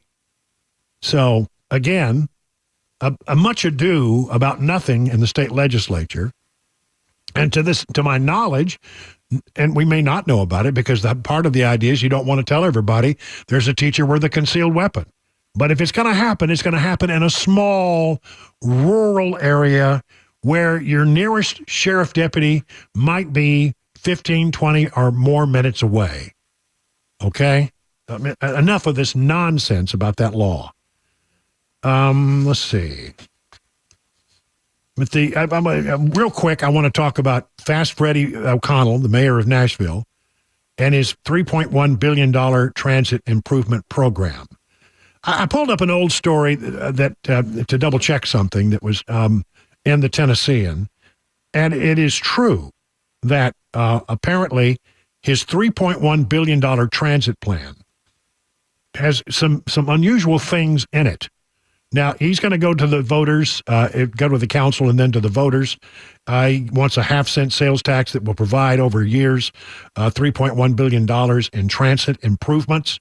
And he wants, much of this includes like 86 miles of sidewalks, 600 traffic signals, bus routes, mobility hubs. But apparently, they are also going to be looking to buy property for development into housing areas. And that is all part of it. According to this story, which again is I found on the Tennessean website, around these 12 new transit centers, they may be looking to buy, condemn through eminent domain, I guess, certain properties so they can build both parks and areas where they're going to be building housing. I don't know that's been really made clear here. $33.6 million could be used for additional land acquisitions to support, quote, transit-connected community needs, such as thoughtfully designed affordable housing. The plan would seek to purchase land near the transit centers in these areas: East Bank, Antioch, West Nashville, TSU, Skyline, Madison, Donaldson, Nolensville, Bellevue. Federal rules, apparently, they say, allow transit agencies to partner with developers to deliver community amenities on agency-owned land that is not being used for transportation purposes. And they could use the process of condemnation to get the land that they need. Metro Council may need to take action to allow WeGo to purchase and condemn land, the story says. Well, that's interesting. I mean, $3.1 billion is a lot of stuff for sidewalks and some bus lanes and a few transit centers. But how in the world do we need to get involved in the business of developing housing around these transit centers? And is everybody clear when you go to the polls in November and you're asked to approve this $3.1 billion referendum, that such things are included in the package? Because they talk about buses and rapid transit bus lines and transit centers and 600 traffic lights and improvements to sidewalks. But they don't really mention the part about buying up land to develop housing. Is that what you want to do with your tax dollars? It's a fair question. They say it's legal. But I don't think that people are well aware that Metro Nashville and their transportation system, WeGo, if this is approved, will be out there condemning land to build homes. And finally, this story, which I think is a great story out of Fox 17, about this guy, Carl Jerome Hamilton, who has been charged with 105 offenses in Nashville since 2007, most recently accused of raping and kidnapping a female Amazon delivery worker inside a Nashville apartment mailroom downtown. Hamilton was convicted in July of 2022 for kidnapping and robbery in relation to an assault on a woman in 2020 when he received a 6-year sentence. But he was out, it seems, in much less than 6 years. So Fox 17 reached out to the district attorney office to see why Hamilton was already out. Spokesperson told us the 2.5 years he spent in jail waiting for the trial ended up crediting toward his sentence. He served 30% of his sentence, and that meant he could be released. What? You serve, you physically sexually assault an individual, and you go to jail and you only have to serve 30% of your jail time? This was a guy who, at that time, had many, many, many charges against him in the past, 105 offenses. How is it that this guy doesn't have to serve but 30% of the time to which he was sentenced? 6 years, I think it was. 2.5 years, he's out. Fox News 17 has turned to the Tennessee Department of Corrections to talk about his sentence and how he got out so quickly, but they have not responded. This woman who was attacked could have been spared this trauma. Some of the people who are observing this whole thing say, I see people that are accountable that are changing their lives, and I see them go for parole, and I see them rejected. And I see others that I clearly know are not changing their life, and they are released. I would add, after serving only 30% of the time to which they were sentenced. Again, the police chief is right about this. We need to have a conversation about taking people who are dangerous off the streets, putting them in jail, not plea bargaining, not doing some kind of plea deal that lessens the charge, making them serve the time, and not letting them out before all the time has been served. We would be a safer community if we would do that. 51 past the hour.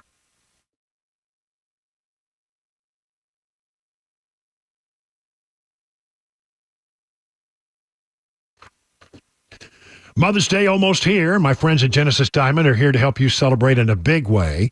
Whether it's her first Mother's Day or her 60th Mother's Day, she will appreciate something thoughtful and timeless from Genesis. You don't have to break the bank. Genesis has put together a fantastic collection of sentimental gifts, things that she can wear all the time. Layered necklaces, colored gemstone bracelets, rings, pearls, eternity bands, diamond pendants. And this year, some of Genesis' exclusive designers have come in with even more great pieces. Fashion-forward designs that any person would appreciate. Stop in and let one of Genesis' trusted advisors help you find a special, meaningful gift for Mom. Genesis is the premier jeweler here with a reputation for high quality and extreme value.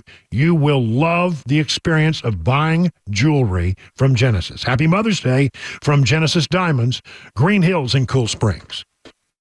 The guaranteed offer is the easiest way to sell your home. It's really simple. We bring you an all-cash offer. You close in as little as 21 days. No home inspections, no lockboxes, no open houses. Go to markspain.com to get a guaranteed offer and start packing.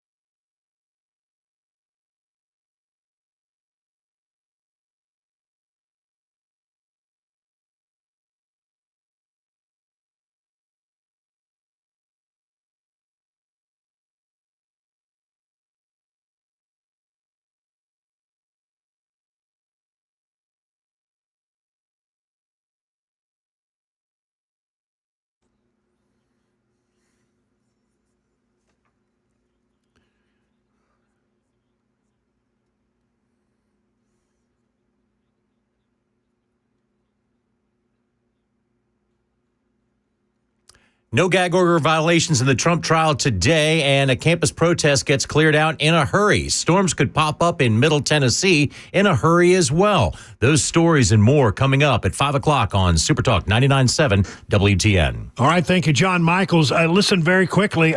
We've been watching to see if any storms are going to pop up today. I'm looking at radar now. It doesn't appear that we have anything out there that's anything to be worried about. I mean, there's a couple areas that might see a drop or two of rain, but not much.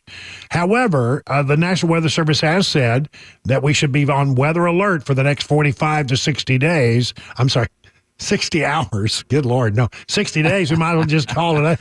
No, be on alert for 48 to 60 hours because we may well have some severe weather.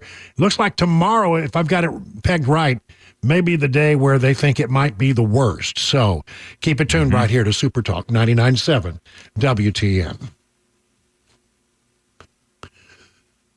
All right, let's talk about United Structural Systems. When it comes to large home repairs, many times homeowners pretend they don't want to see the warning signs. They're afraid of what they're going to hear. And that's especially true when it comes to foundation repair and waterproofing issues. It sounds scary. But here's the thing. Sometimes you're going to get a big problem that, well, it really does need to be addressed. Sometimes it can be a small problem that will get bigger over time if you do nothing. And sometimes you find out it wasn't much to worry about at all. The bottom line is this is not your area of expertise. This is where you need a real expert to come in and give you great advice, and that is United Structural Systems. Over 25,000 100% satisfied residential customers. And here's what they do. They come out to your house. They're all about getting the problem solved and to provide peace of mind to the homeowners. You're not getting someone who's worried about meeting a sales quota or upselling the next big thing, but somebody who's there to educate you and have to understand what's going on with your home and telling you exactly how they're going to fix it. If you decide to go forward, and it's your call, you decide to go forward, you're not going to have to pay a penny until the job is done and you are completely satisfied. USS, keeping homes dry and stable. They guarantee their best. Call USS, serving Middle Tennessee, Southern Kentucky, Western Kentucky, online at USSTN.com or call this number, 615-488-7855. Hey, what's up, guys? This is Matt Murphy for Members Nutrition. I want to tell you about the Members Nutrition difference, and I want to encourage you to go over to the Members Nutrition website. Number one, they believe at Members Nutrition that they can sell vitamins and supplements at a lower cost point, and they're doing it every single day at membersnutrition.com. Number two, they want to make these products right here in the United States of America, not from some overseas company, and they do that every single day. I encourage you to go to membersnutrition.com. You'll get 50% off your purchase price at checkout. You don't have to put in any codes. Just go to membersnutrition.com. Once again, membersnutrition.com.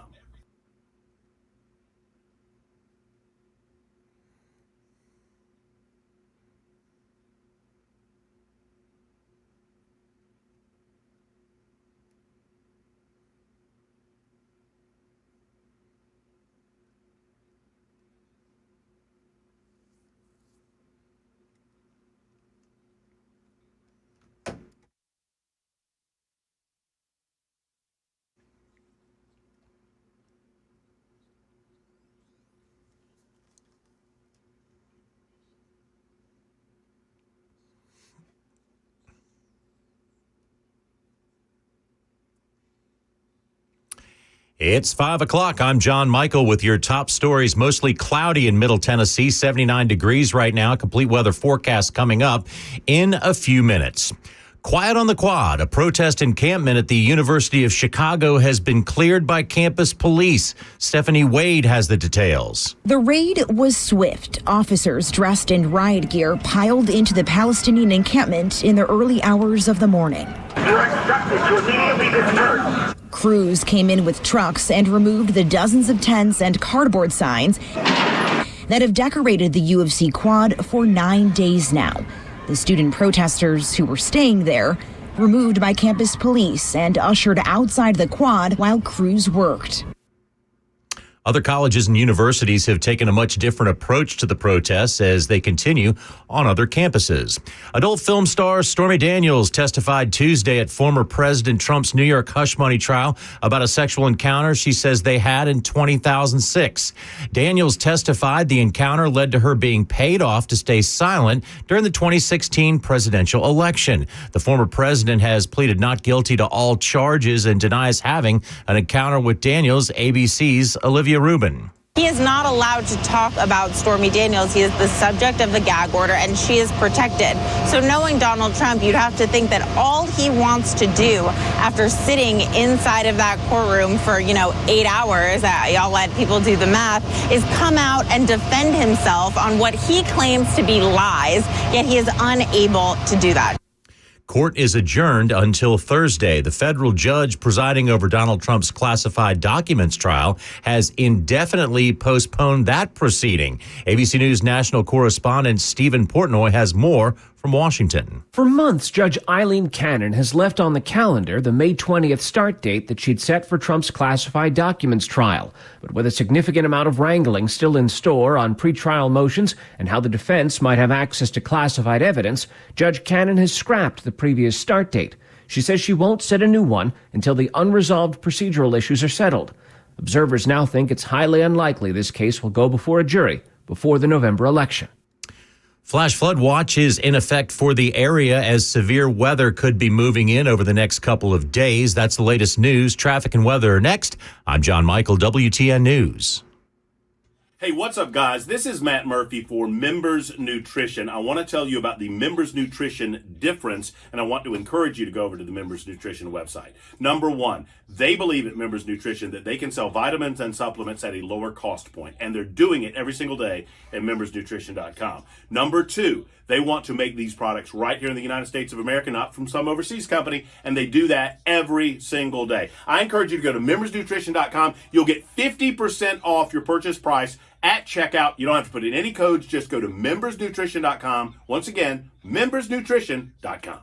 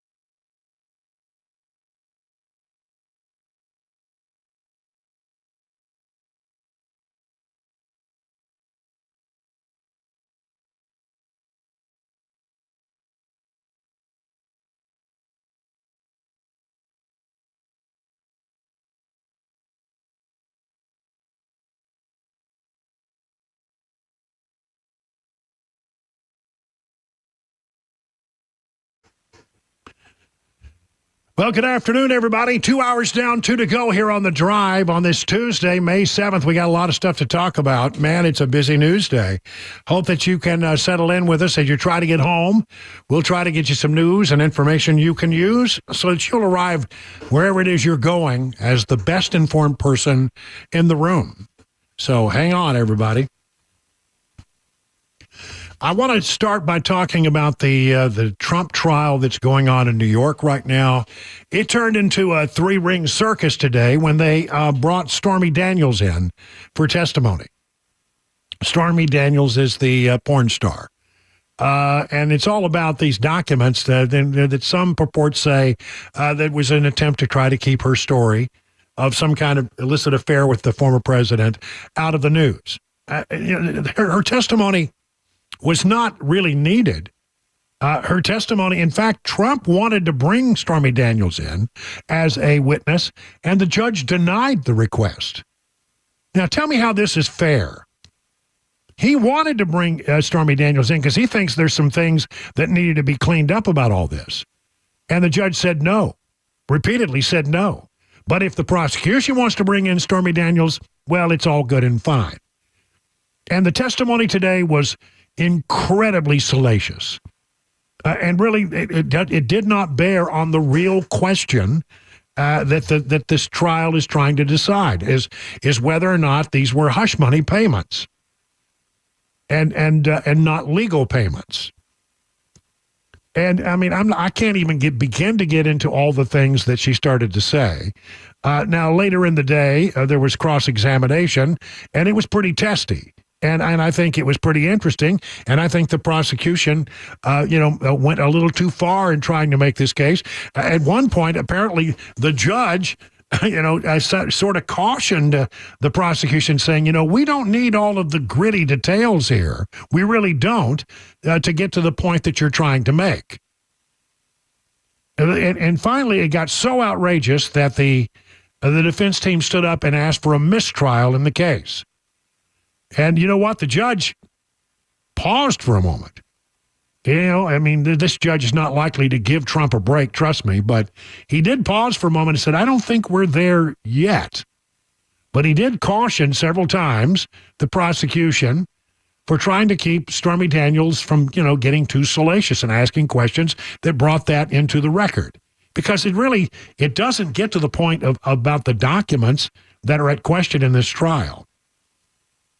Really doesn't.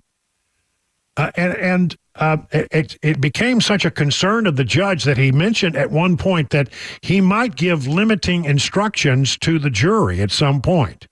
Now, what that means is when it comes time for the jury to hear the case and go into deliberations, much is won or lost in cases on the way you form the instructions to the jury on what they should do and what their job is. And a limiting instruction to the jury would be, you are hereby, ordered to discount the testimony of this or that or the other, ignore this, focus on the documents, blah, blah, blah. He said he might do that, suggesting he understands that some of the things that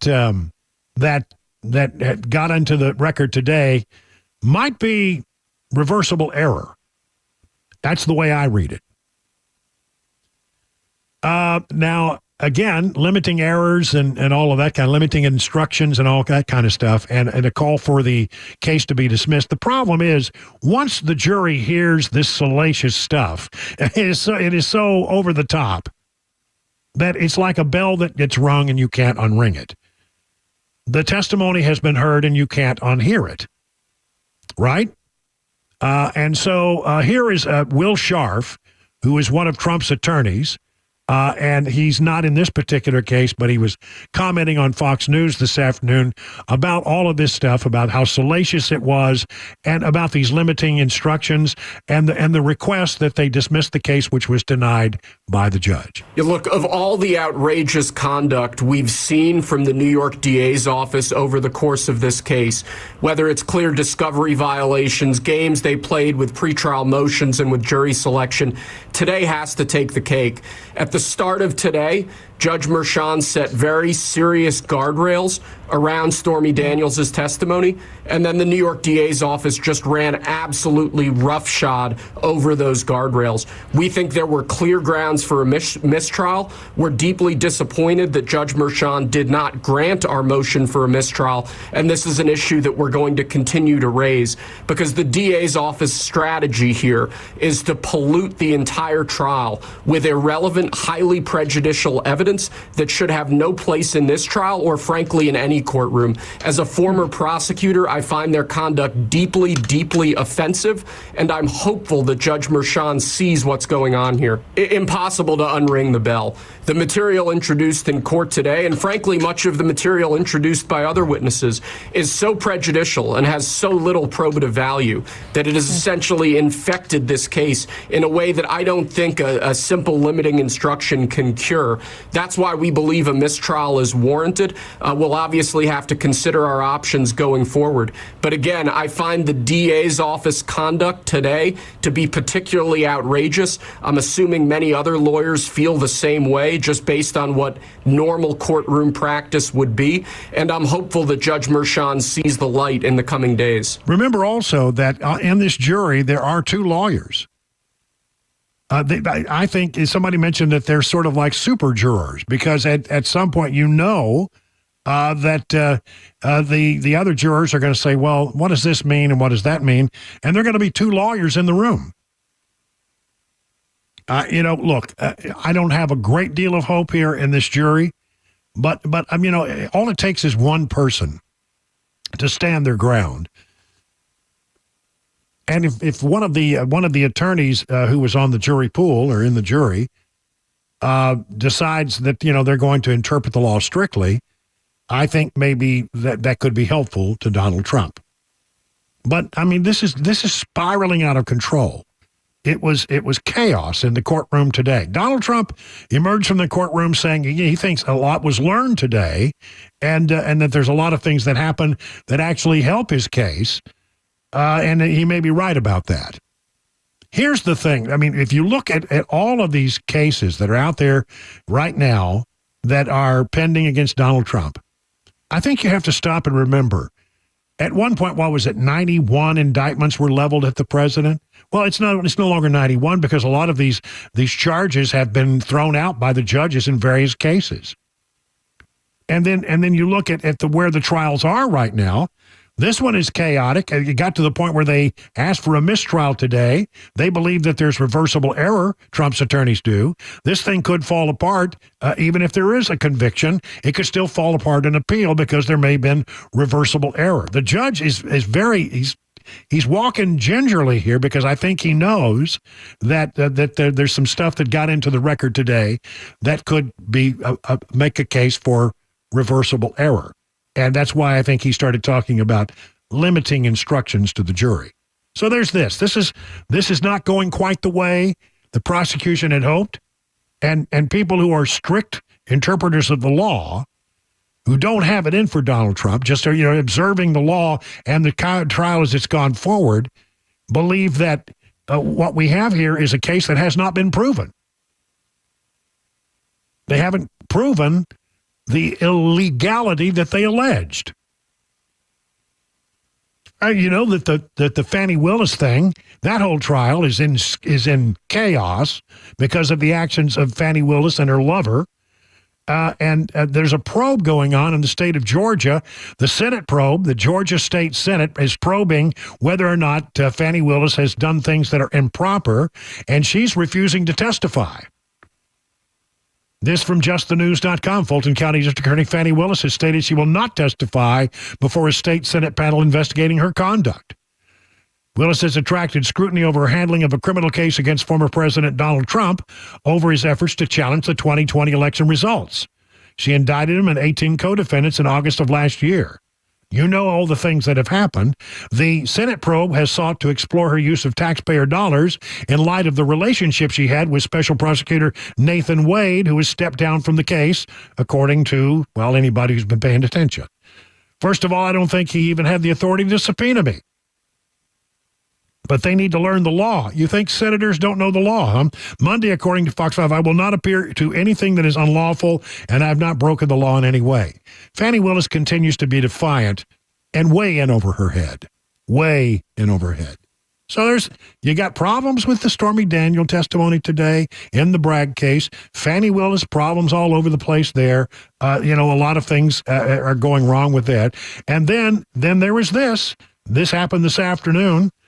A federal judge indefinitely postponed the criminal classified documents trial of former President Donald Trump, according to court filings. This particular version of the story comes from CNBC. The trial the charges that Trump willfully retained classified national security records after leaving the White House and then hid them from federal authorities was scheduled to start May 20th. That's just 13 days from now. But the new ruling from U.S. District Judge Eileen Cannon vacates that date and sets a new slate of pretrial proceedings, the latest of which is hearing set for July 22nd for a pretrial. Oh, listen, cases are often won or lost in pretrial hearings. And there's going to be a lot of them. A lot of different issues that are going to have to be adjudicated before you go to trial. What evidence can be allowed? What evidence cannot be allowed? There are, a good defense team can throw up a lot of pretrial issues, and those all have to be gone through one after another. Well, so the first one is not set until July 22nd. You're going to have pretrial hearing after pretrial hearing after pretrial hearing.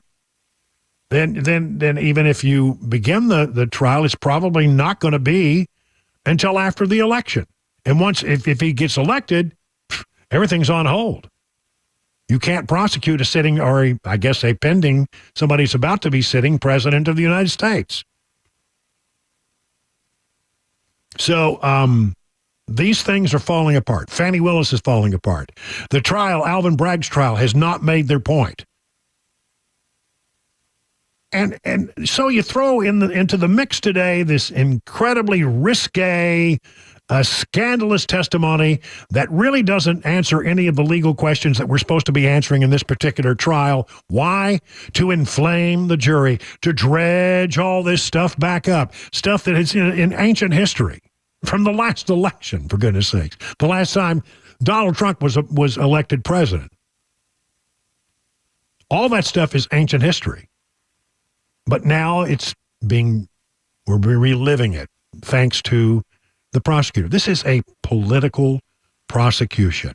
This has only one purpose at all, and that's to try to harm politically Donald Trump. And you know what I think about it? I think just like they always do, I think the Democrats have overstepped what they should have been trying to do here. I think that they've gone, as they always do, a step too far. And I think it's going to backfire on them. Because the more you go after the Trump, if you go after Donald Trump, the more people cling to him. They rush to him. They recognize what this is unfair. They recognize that what they're seeing here is political. And they don't care anymore. There's such a ruckus out there, and there's so much noise, it just washes over people. They've checked out. And a lot of people are already going to vote for Trump no matter what. And there's a certain number of people who aren't going to vote. And I think those people in the middle are undecided, are looking at this process, and they're coming to the conclusion that it is unfair. And again, case after case after case. He's not looking as strong as it was. See, a prosecutor can indict a ham sandwich. A prosecutor can get all kinds of charges. I don't mean the charges are valid. And what a good defense team here is showing you is that a lot of the stuff was just thrown up against the wall to see what sticks. It's 21 past the hour of 5 o'clock.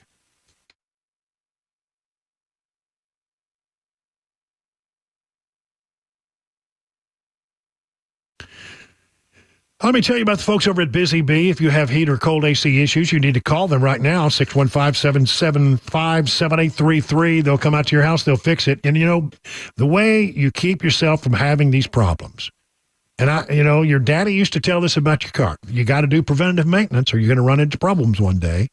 Well, that's what the Beehive Club is all about. When you become a member of the Beehive Club, starts at $99, you'll receive the following. 3 annual tune-ups, 1 for heating, 1 for cooling, 1 for plumbing.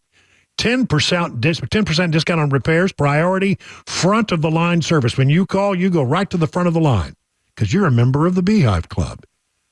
$100 annual accrued replacement credit with a maximum of $1,000. You can really save some money over time if you have to rebuild a system or replace one. No overtime or holiday fees.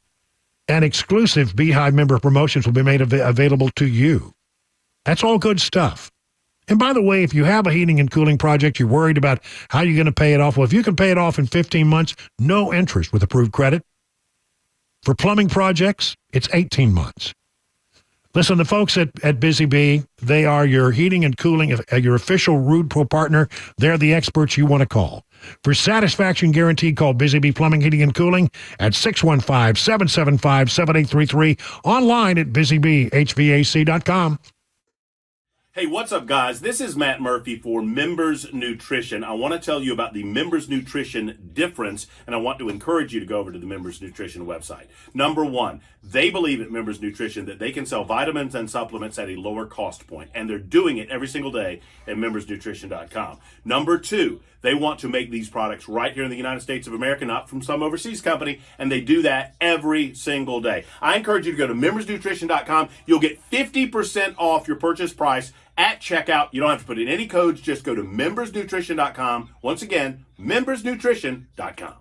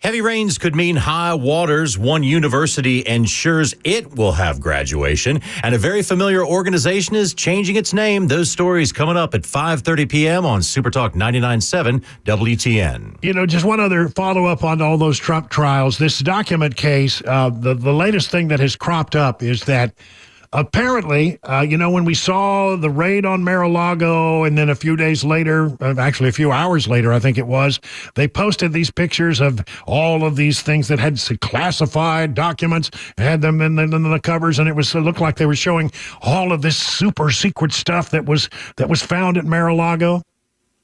Well, apparently, the way it is shaping up right now, you have a situation where they didn't handle all of that stuff properly when they bundled it up and took it into custody.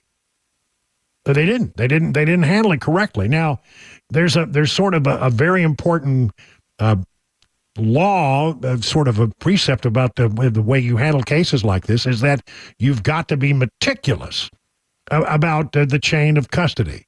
Let's say in a criminal case, in a murder trial, if you have the murder weapon, let's say, and you don't handle it perfectly, and you can show what happened with that murder weapon, how you came in possession of it, where you found it, and where it was all the way up every moment into trial, who was in possession of it, how was it secured, could anybody mess with it? Well, if you can show that there's a problem with the chain of evidence, you can disallow that evidence.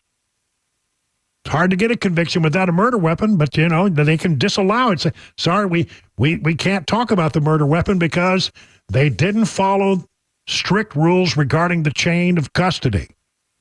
Well, apparently there are now some questions about whether these classified documents were handled correctly, whether they were packed up correctly, whether some of the documents got all jumbled and out of order, and, whether or not people along the way had access to them, who had access to them, who could get to the boxes. All of these questions are being raised now by the defense team. Now, if the defense team can prove that the prosecutors in the case, Jack Smith and his prosecuting team, did not maintain a pristine chain of custody of these documents, guess what?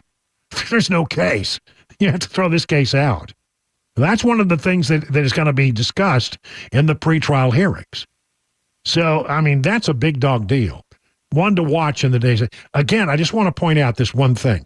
When you heard the Democrats, and they love to throw out that number. They threw it out all the time. 91 indictments against Trump. And the fact of the matter is, it's not 91 anymore because a lot of these have been thrown out in pre-trial hearings like we're going to have in this case and the others. And it's not until you actually hear the other side. Anybody can get an indictment. It's not difficult if you're a good prosecutor to go into a grand jury room and get an indictment. There literally is an old saying about a good DA, for example, can get an indictment on a ham sandwich. I never understood why they chose ham sandwich, but that's what they always say. You can indict a ham sandwich but it doesn't mean much. What matters is whether or not the indictments are based upon good evidence, and whether or not you've handled all that stuff correctly. As you start going to these pretrial motions, these things start dropping. Cases, when you start to actually challenge them in a court of law, and the defense team gets to have its side and gets to tell its story, things don't look quite the same, do they, anymore? So, I never have thought that this was going to be something that would hurt Trump. I don't think it particularly will hurt him. But isn't it interesting how these cases are falling apart? One by one by one. 30 minutes past the hour of 5 o'clock.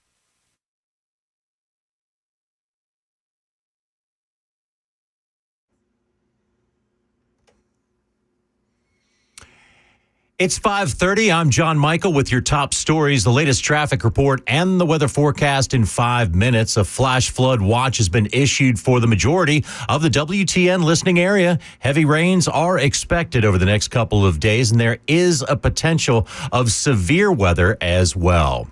Another protest dismantled. Campus police at the University of Chicago broke up the encampment of an anti-war demonstration that had occupied the university's quad for 9 days. While some students were outraged by the forceful removal, others, like graduating senior Perry Zhao, wanted to see the encampment removed. He and other students organized a petition that got more than 2,500 signatures. He says he actually wishes it had been taken down earlier. I don't want a second graduation canceled. I had my graduation from high school in 2020 canceled by COVID, and I wasn't going to passively stand by to watch a second one leave.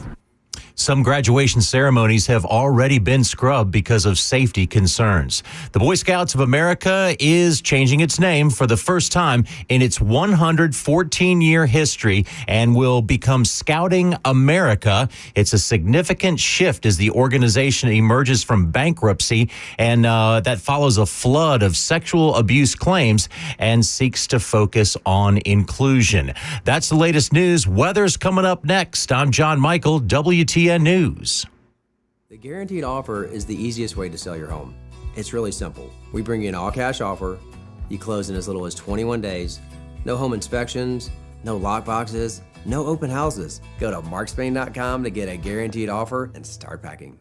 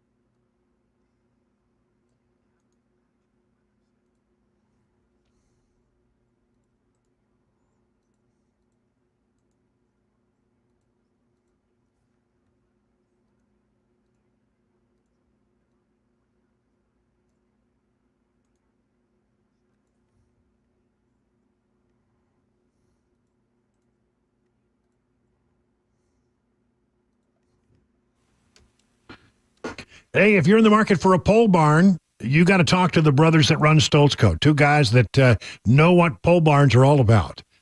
They do exceptional quality craftsmanship, fair prices. They can build a new pole barn to your specifications with your needs in mind. That, of course, is the Stoltz Co. difference. Now, there are all kinds of things you can use pole barns for. You can use them as a tool barn, as a work barn. You can put your cars in it. You can even build one for your horses. You can build a pole barn, and you can live in it. It's called a barn dominium. I mean, whatever you want, they can do it. Flexibility is key. They just take the look of a barn and then add to it the reliability of modern materials and techniques to give you a finished barn that will stand the test of time. They don't scrimp on quality. They don't cut corners, and they believe their customers deserve only the best. So do me a favor. Go to their website, stoltzco.com, STOLTZCO.com. Take a look at what they've done for other people, and you'll get it. And you'll instantly get it. If you want to call them, give them a call at this number, 615-622-5992. Stoltz Co. is where quality workmanship and great customer service is affordable. Learn more by going to their website, stoltzco.com. That's stoltzco.com. Hey, what's up, guys? This is Matt Murphy for Members Nutrition. I want to tell you about the Members Nutrition difference, and I want to encourage you to go over to the Members Nutrition website. Number one, they believe at Members Nutrition that they can sell vitamins and supplements at a lower cost point, and they're doing it every single day at membersnutrition.com. Number two, they want to make these products right here in the United States of America, not from some overseas company, and they do that every single day. I encourage you to go to membersnutrition.com. You'll get 50% off your purchase price at checkout. You don't have to put in any codes. Just go to membersnutrition.com. Once again, membersnutrition.com.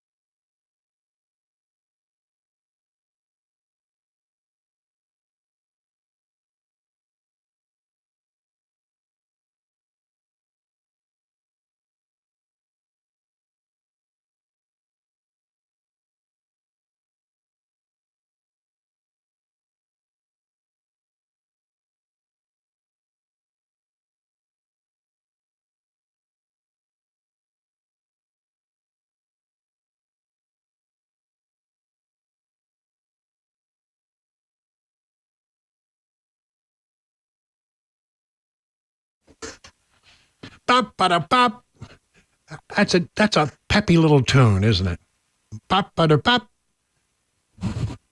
What is that? Do you know actually what these songs are? Where do we get this? I know this one, yeah. Tell me what this is. This song is called Nugget by Cake. Oh, well, I love Cake.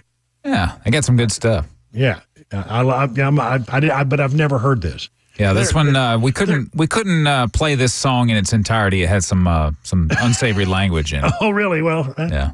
I'm glad you did the editing on that. No, I mean, the Cake is a weird band because they got the most unusual collection of instruments, things you would not put together. Mm-hmm. Yeah, a lot of trumpet for sure. A lot of single trumpet. Yep. Not kind of like a horn section. No. By the way, speaking of horn section, wow! Last night I was watching The Voice because Cabana Wife and I love The Voice. Okay. And it's been sort of fun watching it this season with Dan and Shay, and Reba, who Reba just gets really emotional. She's a very emotional person. Every time one of her people does well, she just almost is on the verge of tears. Wow. But anyway, there was a guy last night who did some old R&B soul with a horn blowing. They brought in a horn section, and I mean to tell you, that guy tore the place up and ended up doing the splits. Wow, he went full James Brown, huh? She went all James Brown on it. It was awesome. There's some good talent. Last year was a really good year, a wonderful bunch of talent. There's some really good talent on this bunch. I don't think quite as good as last year, but pretty good. And we really get into watching it every year. So we're now into the live performances. Mm-hmm. And you've got some really talented people on there. I enjoy it a great deal. I want to talk a little bit about business stuff that is out there. TikTok. The government has passed a bill that says TikTok, you must divest and be sold, at least for your operations in the United States, to a United States company, or we're going to ban you.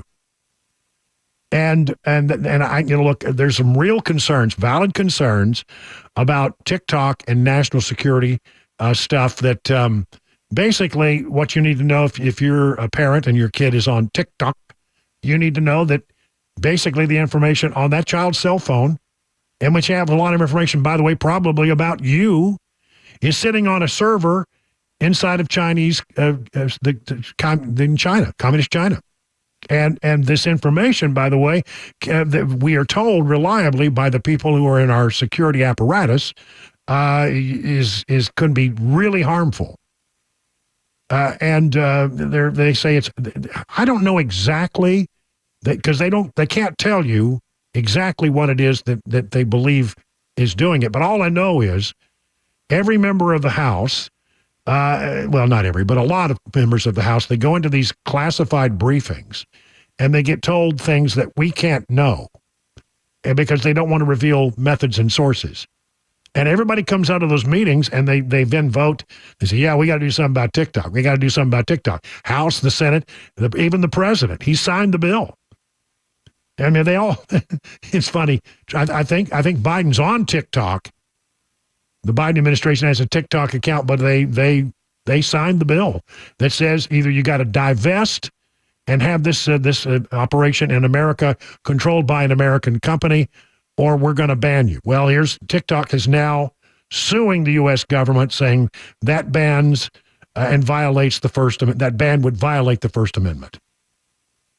Lawsuit filed Tuesday, that's today, in U.S. Court of Appeals for the D.C. Circuit argues the bill Protecting Americans from Foreign Adversary-Controlled Applications Act violates constitutional protections of free speech. The suit calls the law an unprecedented violation of the First Amendment. For the first time in history, Congress has enacted a law that subjects a single named speech platform to a permanent nationwide ban and bars every American from participating in a unique online community with more than 1 billion people worldwide. It's not going to be popular. I mean, when Biden signed this into law, he runs the risk of irritating a lot of young people who don't like him anyway. So I think 3.7 million people in America are on TikTok. I think it may be bigger than that. That was the number that stuck with me. But it's not going to go over. big with them, but I don't know what they're telling them in these classified briefings, but they all come out pretty wide-eyed about it and willing. Well, it passed the House, it passed the Senate, and was signed into law by the president. You very seldom see Democrats and Republicans agree on anything, but they agreed on this. And again, they're not going after other platforms because they don't see the security threat that they see with TikTok. TikTok has basically said, if this sticks and we have to either choose between divesting or going out of business, we're going to go out of business. We'll see.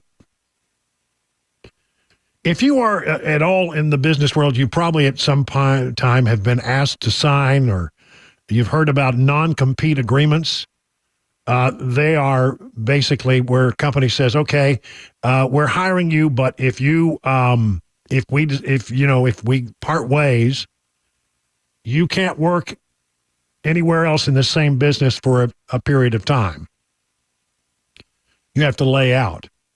I myself have a non-compete contract language in my contract that if for some reason we parted ways, I would not be able to work in the Nashville market for a period of time. A lot of places have this.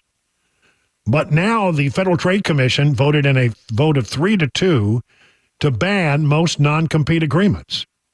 These agreements prohibit employees from leaving to work for a competitor or launch a rival enterprise. The new rule automatically terminates the most current contracts, forbidding businesses from using them in the future. And the FTC says this will encourage innovation. The law has been going this way. I've been suggesting that a lot of cases have pointed out that it seems unfair, and the law seems to be going against non-compete contracts, but they have held up in court. But now the FTC, Federal Trade Commission, under the Biden administration, is trying to do away with them.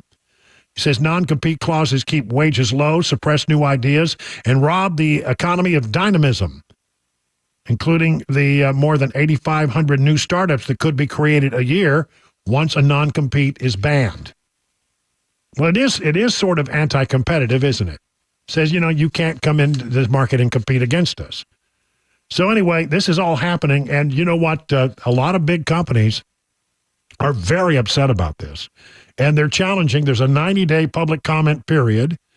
The FTC released the rule in January of 23, proposed it rather, and now they're saying there's a 90-day public period of comment, and big companies are going after the FTC, suggesting that and filing lawsuits. It will be, as I heard one CEO put it, vigorously litigated.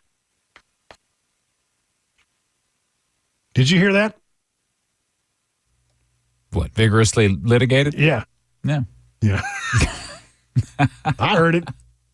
More Boeing woes. Employees may have falsified maintenance records from redstate.com.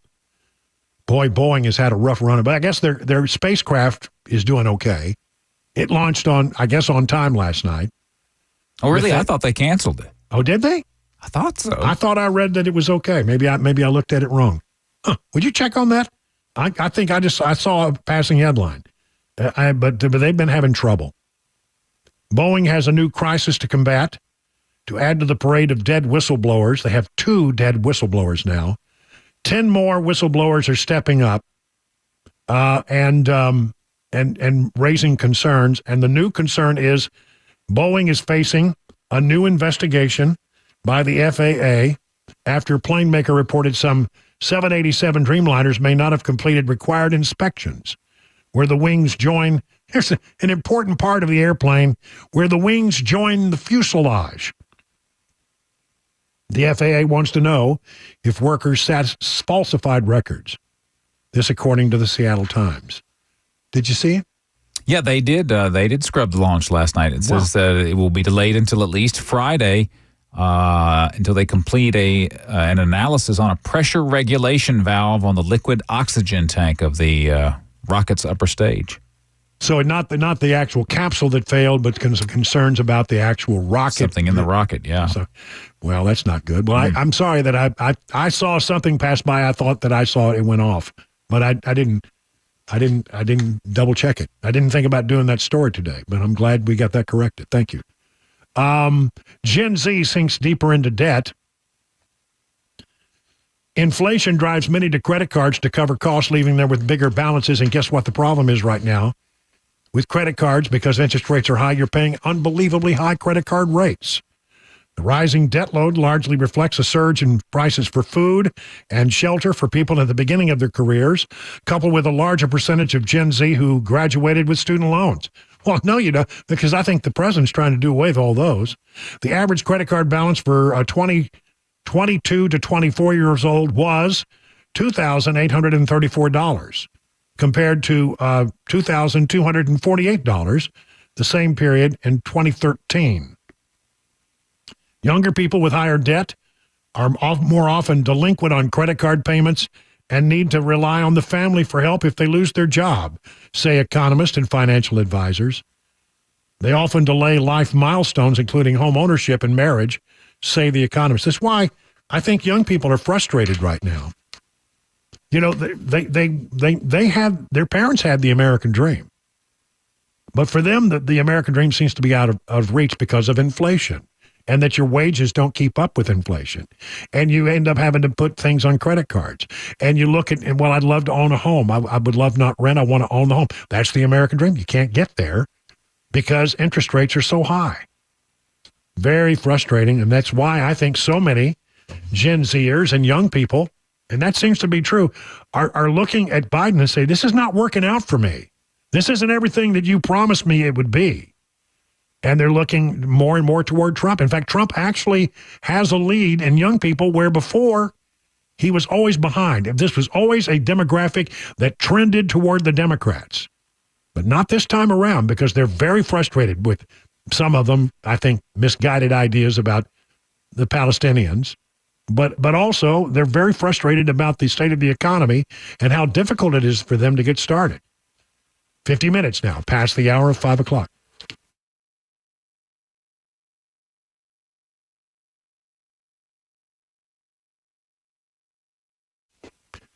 You know, the weather is getting warmer. That means grilling season is here. And if you're a fan of Legend Steakhouse like I am, you can enjoy some of those same flavors right at home off your very own grill. Just take a walk down your local grocery aisles in places like Walmart and Kroger and look for Johnny Fleeman's very own brands.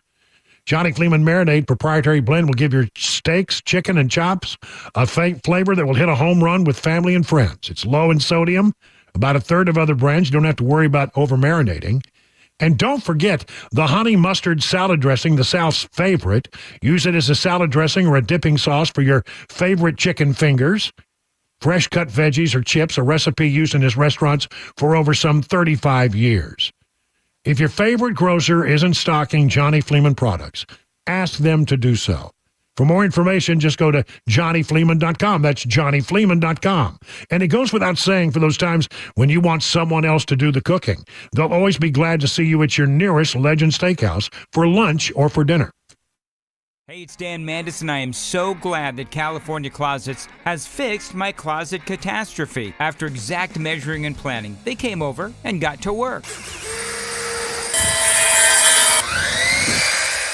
Yeah, once it was all plotted out on their 3D CAD system, the pieces are measured, cut, and precisely installed into my space. It was clean, fast, and professional, and above all, my new closets look and function great. Now, this was my dormer, and now this is my new dormer thanks to California Closets. Look at all of this added space for shirts and shoes, you name it, and it is cut so precisely, simply amazing. And my old closet that has now been reborn as the ultimate in style and functionality, making the best use of the space that I had. They can work on just about anything: bedrooms, garages, home offices, closets, pantries, and so much more. Find them online, CaliforniaClosets.com, and see what they can do for you. You can schedule a free design consultation. Mention my name, CaliforniaClosets.com.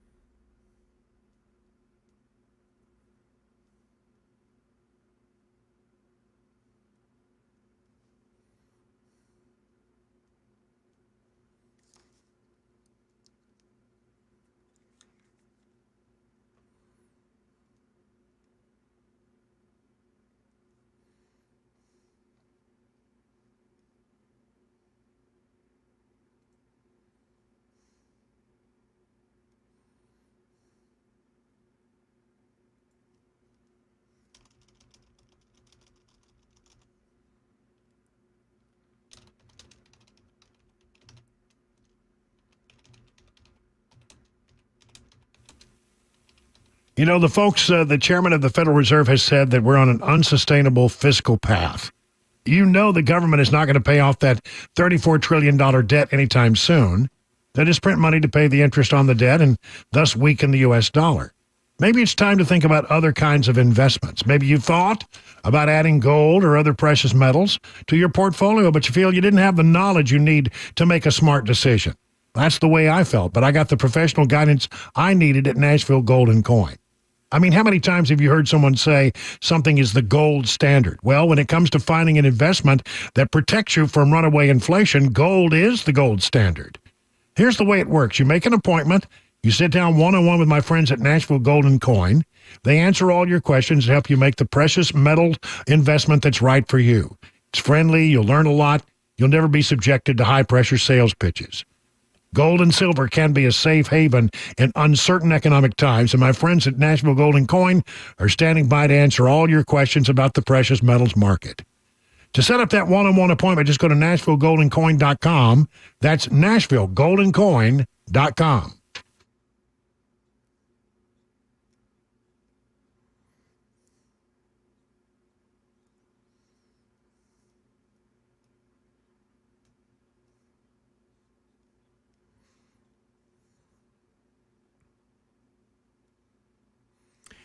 It's 6 o'clock. I'm John Michael with your top stories. 82 degrees and windy on Music Row. Severe weather warnings and flood watches are in effect. Traffic and weather forecast coming up in a few minutes. It was a dramatic day of testimony in the Trump hush money trial in New York.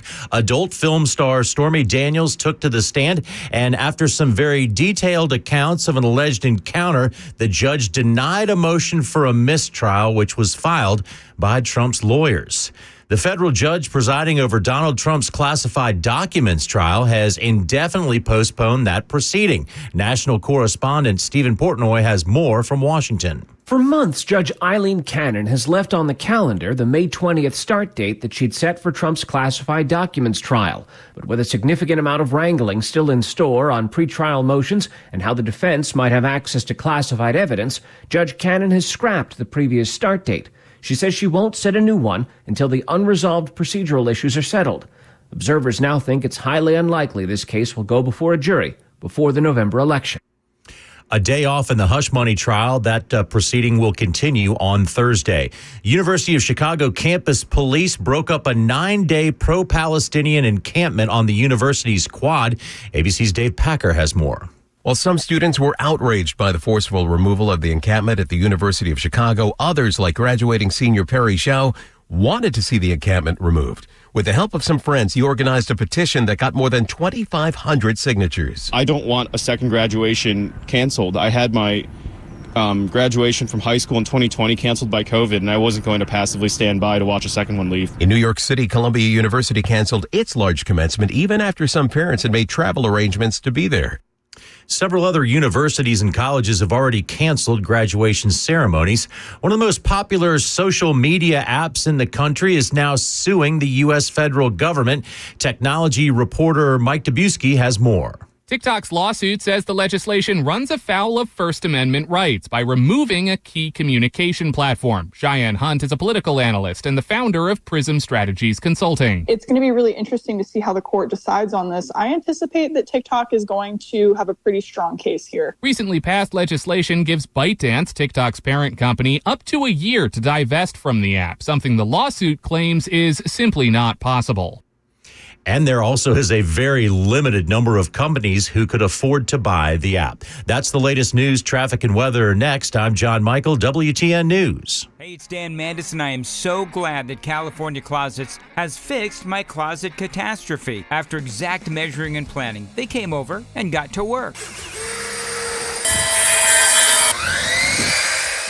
Yeah, once it was all plotted out on their 3D CAD system, the pieces are measured, cut, and precisely installed into my space. It was clean, fast, and professional, and above all, my new closets look and function great. Now, this was my dormer, and now this is my new dormer thanks to California Closets. Look at all of this added space for shirts and shoes, you name it, and it is cut so precisely, simply amazing. And my old closet that has now been reborn as the ultimate in style and functionability, making the best use of the space that I had. They can work on just about anything: bedrooms, garages, home offices, closets, pantries, and so much more. Find them online, CaliforniaClosets.com, and see what they can do for you. You can schedule a free design consultation. Mention my name, CaliforniaClosets.com.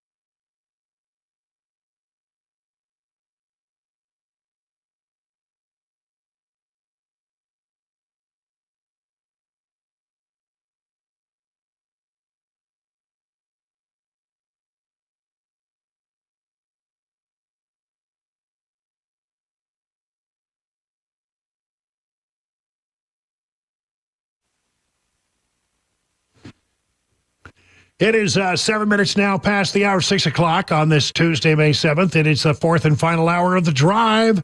Hope that you are getting where you need to be, or you're already, pulling into the driveway. You can go into the house and listen on the stream if you want to. Listen on our Super Talk TV. Boy, yesterday we had a lot of people watching on Super Talk TV. I don't know why, but I guess it's weather. We had a lot of really scary weather, so a lot of people were listening and watching. So we appreciate you. However you listen, I think that the premier way to listen is on what we call terrestrial radio. That's the radio in your car. It's not the alien radio. No, it's not. It's not extraterrestrial. It's terrestrial. Yeah. It means it's land-based transmitters, and they're using the frequency modulation as opposed to the amplitude modulation. Yeah, can't hardly get that anymore. No, and nobody listens to amplitude modulation anymore. But we're glad that you're listening, however you're listening, and thank you for being a part of what we do every day. I'm going to do some 2024 news here, and it's some interesting stuff. I mean, first of all, let me start with this. Who's going to be Trump's vice presidential running mate? A lot of people are being named. I don't know. I sort of like the name of Tim Scott. I think he's a very interesting guy. I think he brings a lot to it. He's just a happy warrior. I think he and Trump work well together. And look, I think there are people who in the black community who have normally been very reliable voting demographic for the Democrats, and more of them are coming over. Especially the young voters are coming over to Trump. And look, I don't want to mislead you. Biden still has the big lead in black voters, but not as big as it was the last time around. a great number more have decided they remember what the economy was like back when Trump was the president and how black unemployment was at its lowest rate perhaps in anybody's memory, way back to the 50s, I think, to find something that was even comparable. And so they remember that, and they remember that times were better for them. And so, you know, they're very disappointed with Biden and his economy and what it's meant to them and the struggles that they're now in just to make ends meet, many of them. So I found it interesting when that nice, well, she's not nice at all. She's sort of mean. Sunny Hostin over at The View, she came after Scott and said, you know, Tim Scott, if you think he's going to bring any voters in from the black community, you got another thing coming. To which Tim Scott had something to say. Just to speak for African-American voters, if anyone thinks that Tim Scott is such... Okay? The audience is cracking up. If anyone thinks that Tim Scott is going to bring over a bunch of black men, they really need to just get with it, because Tim Scott is the only African-American senator in the Republican Party for a reason. The women of The View, my goodness gracious, let me just be plain and simple. Without the black vote, there is no Democrat Party. And since I was elected in 2010 to Congress, before that, no black Republicans, John. Since then, we've had 7. But there's better news. President Trump's policies has led to a surge of black Republicans from the city level to the county level to the state level and in Congress. But it's even more important than that. We're seeing black city council members. We're seeing black assembly members all across this nation. There is a wave of black elected officials who happen to be Republicans, but the black vote is following 40% of black men. It's doubling the number of black women looking at our party. Why? Because we were better off under President Trump.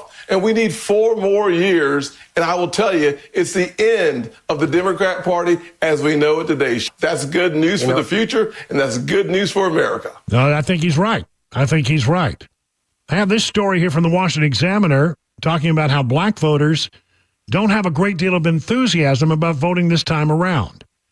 A Washington Post Ipsos poll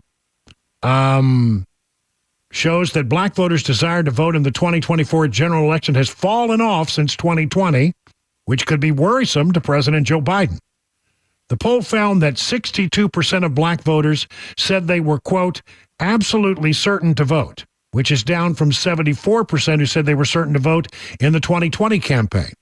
From 74% who said they are certain to vote to only 62%, right? Younger black voters showed the biggest drop in enthusiasm. Only 41% of those black voters between the ages of 18 to 39 said they are certain they will vote in the 2024 general election. I mean, some are coming to Trump. Some are saying, I don't feel enthusiastic about this election. Will they sit on their hands? Maybe. I will say that the Biden people are not going to go down without a fight. They've taken some money, a big amount of money, and say that they're going to try to get that back up. But I don't know. I think a great number of black people have simply become very frustrated and disenchanted with the entire process. So they may not vote. You know, there's a big enthusiasm gap between Trump voters who, you know, those folks are excited. They're passionate. They're going to go to the polls and they're going to turn out big numbers.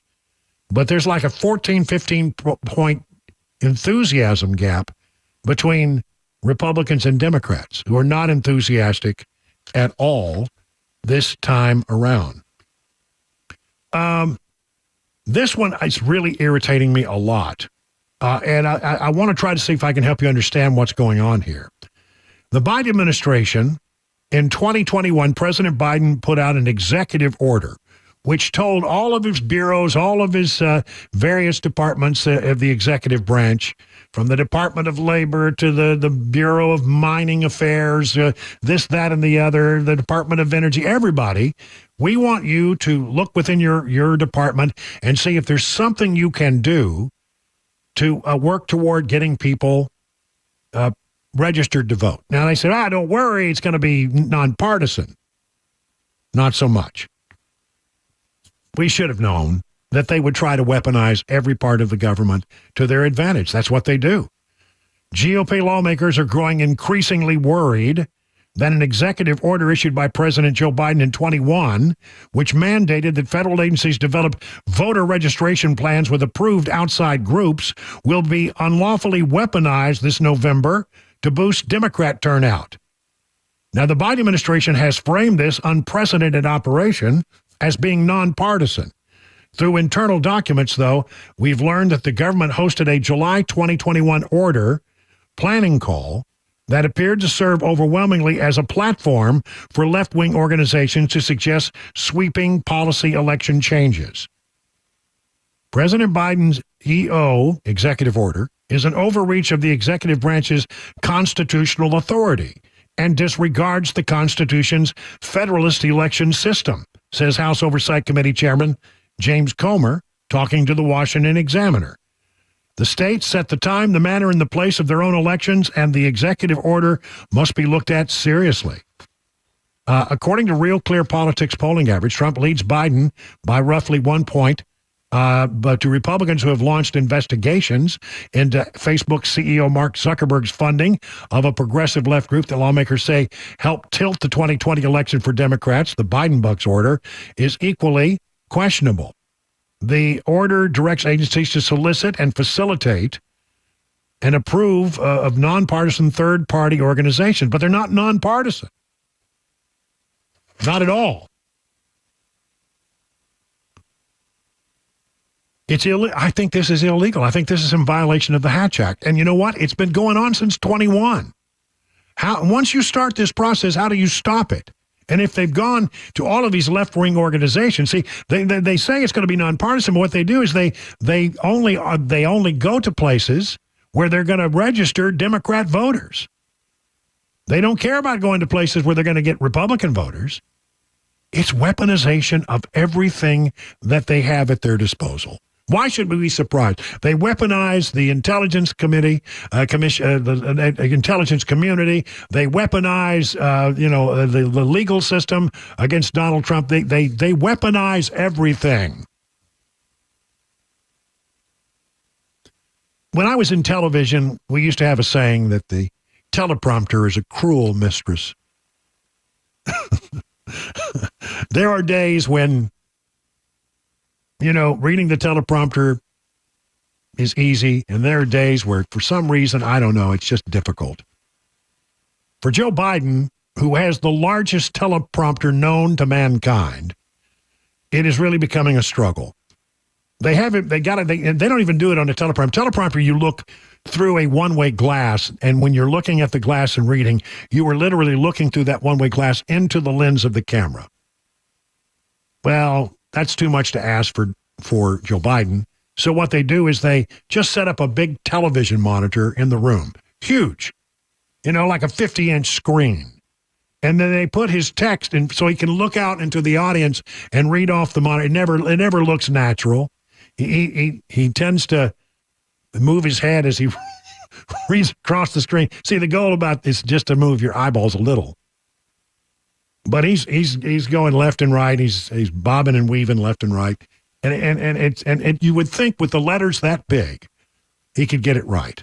We were told, oh, don't worry, they're gonna do things differently. They're gonna start writing very short speeches, and they're gonna be short and crisp, because they realize that the quicker they get him on stage and off stage, the fewer mistakes that he will make. Well, they can make them short. I don't think they can force him to be crisp. So it was he had the Army Cadet Black Knights at the White House to give him the Commander-in-Chief's trophy. This is, when Army beat Navy, they give them the Commander-in-Chief's trophy. It happened way back in December, but they're just now getting around to doing it in May and having them at the White House, which is a tradition of sorts. And he couldn't read the dadgum teleprompter. Couldn't read it at all.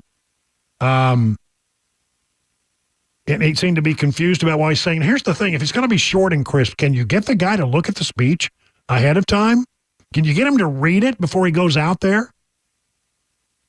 It's like he's reading this stuff for the first time ever. Never seen it before. They gave him an Army jersey, and he seemed confused and was looking at it in a funny way. And then an aide, a White House aide came up, as they often do. They're standing by. When the president is handed something, there's always an aide who comes in and the president thanks them for the gift and then hands it off. When the aide came in to get the jersey from him, he didn't seem to understand why she was there. And at first, it seemed like he thought he was supposed to shake her hand. Oh, good grief. He then turned over the jersey when she kept reaching for it. I mean, honestly, it's so easy. You walk in, you read about 25, 30 seconds worth of copy off of this massive teleprompter. You accept the jersey, you hand them the commander-in-chief, and you walk off the stage. It's not that damn hard. And he blew it. Well, don't worry. They've always got Kamala in the wings. Kamala, I'm not making this up. They're sending her out on a tour to convince Americans that Bidenomics are working. I mean to tell you. That's right. Bidenomics are working. I thought they gave up on that because it's not working. There's no way you convince anybody that's working. So, if somebody, apparently the Biden keeps saying, we got to be talking about Bidenomics. It's working. It's not working. Well, then when the president keeps saying something, well, I'll send Kamala out, at least nobody will be paying much attention. But what could possibly go wrong with Kamala Harris out talking about Bidenomics? I mean, we'll be exposed to some of this.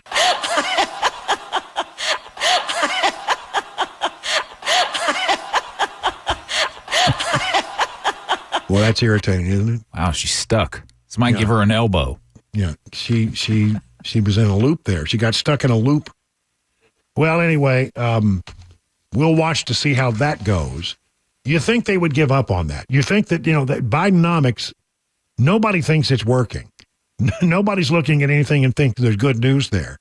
They just won't let go of that argument. But okay, that's fine. Go ahead. Knock yourself out. 21 past the hour.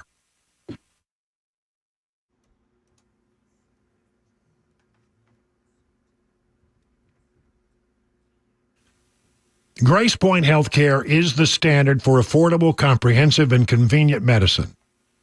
Well, as a direct pay provider, your health care is delivered without the red tape of an insurer's guidelines. Smart Care plans make it even more affordable. Starting at $69 a month, you get free office visits and basic labs for the entire year. Grace Point identifies and treats the root cause of a condition, not just the symptoms, utilizing a comprehensive, functional approach, and by usually seeing you the same day or the next day, you're treated at your convenience. I mean, how many times have you tried to get a just right now appointment at a doctor? It's very hard, very hard. Well, at Grace Point Healthcare, affordable, comprehensive, and convenient medicine is delivered the old-fashioned way. They're located on Main Street in Franklin. Here's the number, 615-599-6868. That's 599-6868 to set up your appointment. Hey, it's Dan Mandis, and I am so glad that California Closets has fixed my closet catastrophe. After exact measuring and planning, they came over and got to work. Yeah, once it was all plotted out on their 3D CAD system, the pieces are measured, cut, and precisely installed into my space. It was clean, fast, and professional, and above all, my new closets look and function great. Now, this was my dormer, and now this is my new dormer thanks to California Closets. Look at all of this added space for shirts and shoes, you name it, and it is cut so precisely, simply amazing. And my old closet that has now been reborn as the ultimate in style and functionability, making the best use of the space that I had. They can work on just about anything: bedrooms, garages, home offices, closets, pantries, and so much more. Find them online, CaliforniaClosets.com, and see what they can do for you. You can schedule a free design consultation. Mention my name, CaliforniaClosets.com.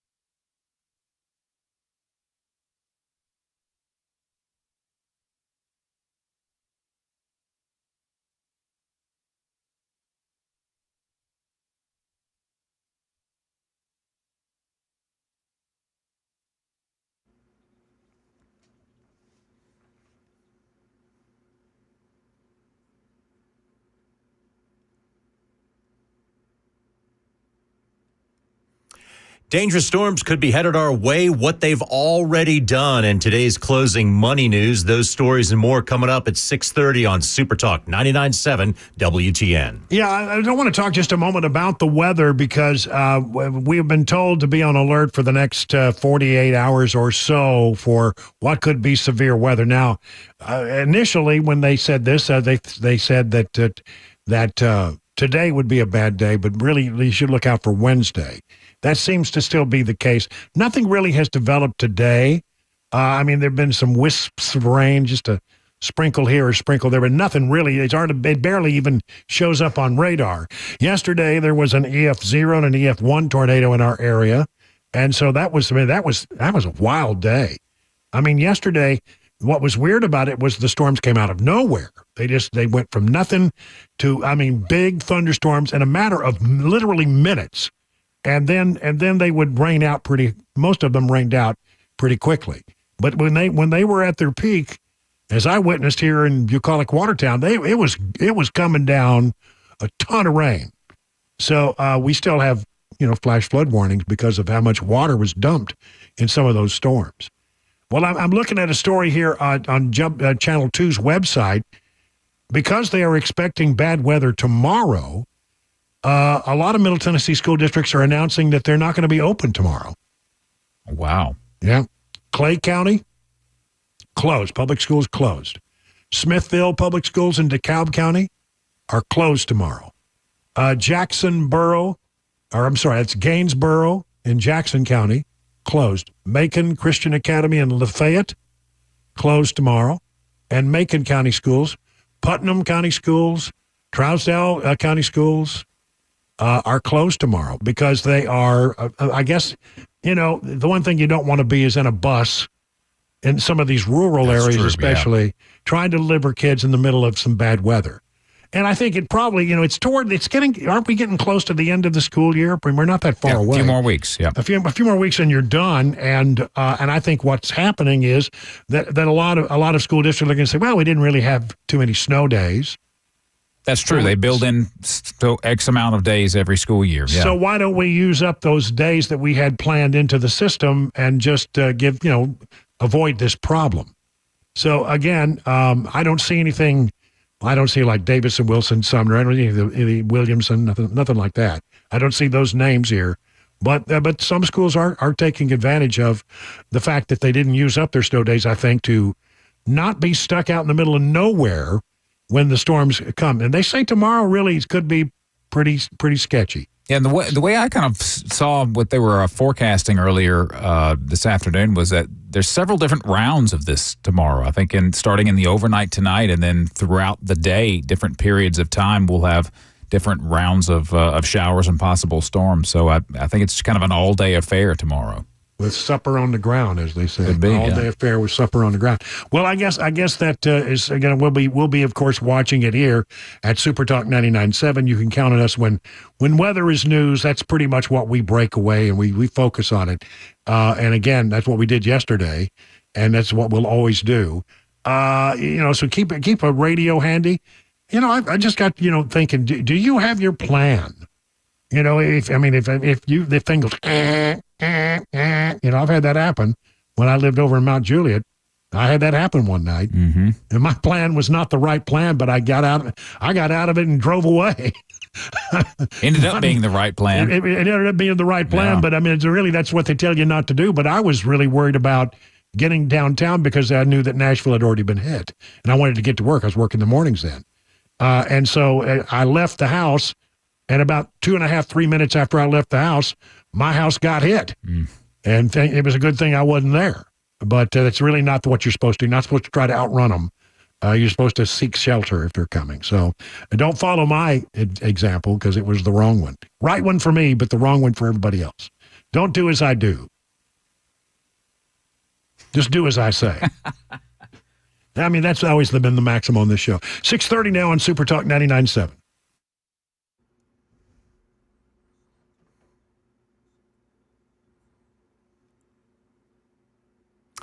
It's 6:30. I'm John Michael with your top stories. 82 degrees and windy in Nashville with cloudy conditions. Traffic and wet weather forecast is coming up in a few minutes. As Middle Tennessee braces for some severe weather, the governor of Oklahoma, after seeing the damage left by an F4 tornado in Barnsdall, about 40 miles north of Tulsa, said it's hard to imagine how anybody could have survived. Governor Kevin Stitt told reporters this afternoon that roughly 350 homes have been destroyed across the state, and he said the recent storm should serve as a warning to those who may not be aware of the danger. We've lived through a lot of tornadoes, and it's I'm a fourth generation Oklahoman, so sometimes until you see these things, we don't take them as seriously as we should. And so just a reminder that we have to take cover. Advice that weather forecasters here are saying that we should heed. Money News, here's Chuck Severston. From ABC News, Wall Street now, a mixed end to the day for the major indexes. The Dow up 32 points. The S&P 500 index gained 7. The Nasdaq lost 17 points. Apple unveiled its next generation of iPad Pros and Airs, lineups that will boast faster processors, new sizes, and a new display system. This after Apple disclosed a steep quarterly loss. TikTok and its Chinese parent company ByteDance suing the U.S. federal government over a law that would ban the popular video sharing app unless it's sold to another company. The company says the new law is, in its words, so obviously unconstitutional.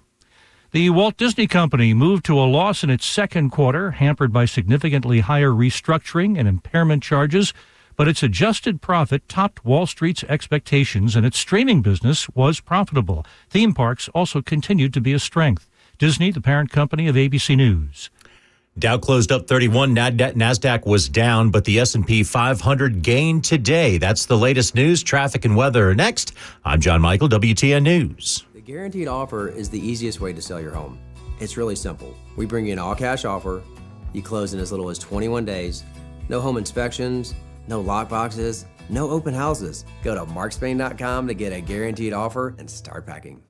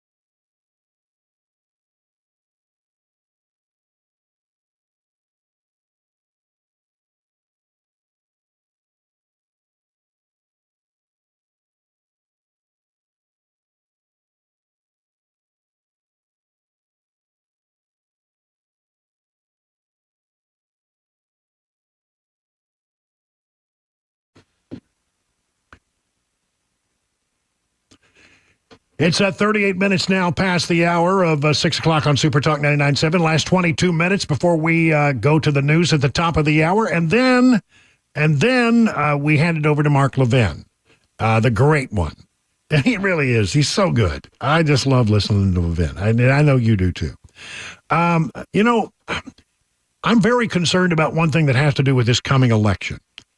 And that is that things are going to come out of the woodworks at some point. There are going to be bad actors at play.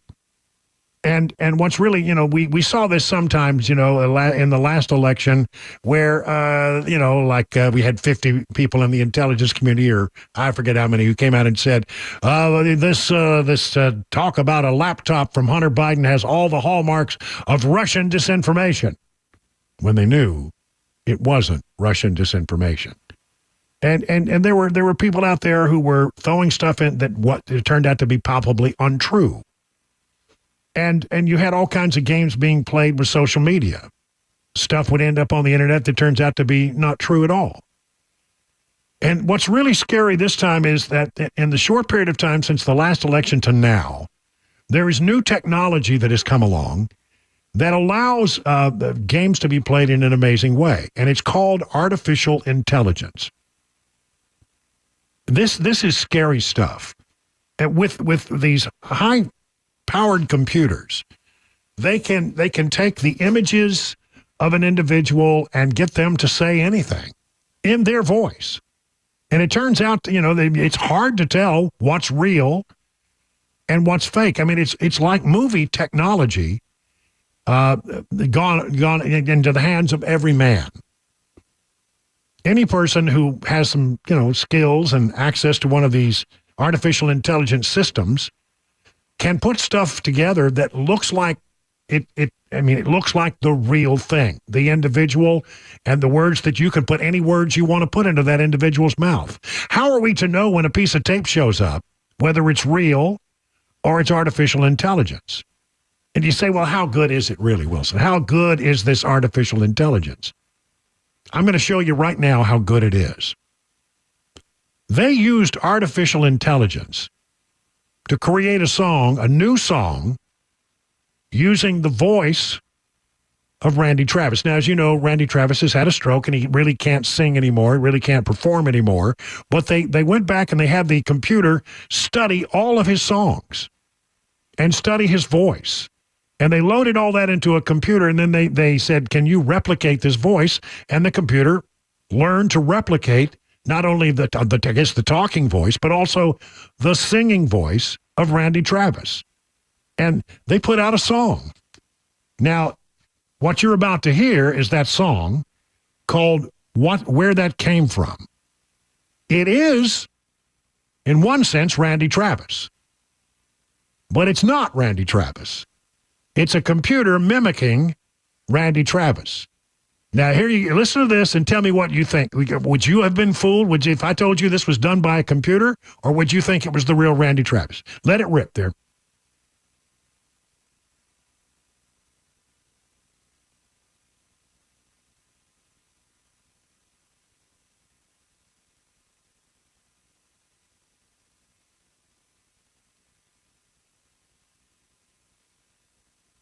I mean, that's pretty good, isn't it?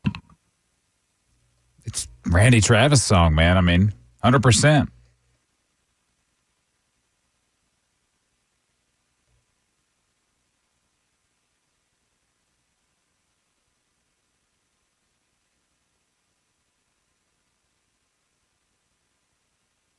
Well, I mean, I think you get my point. If you didn't know the backstory that Randy Travis had a stroke and he can't really sing anymore, you would think, well, hey, that's a great new song by Randy Travis, man. I dig that.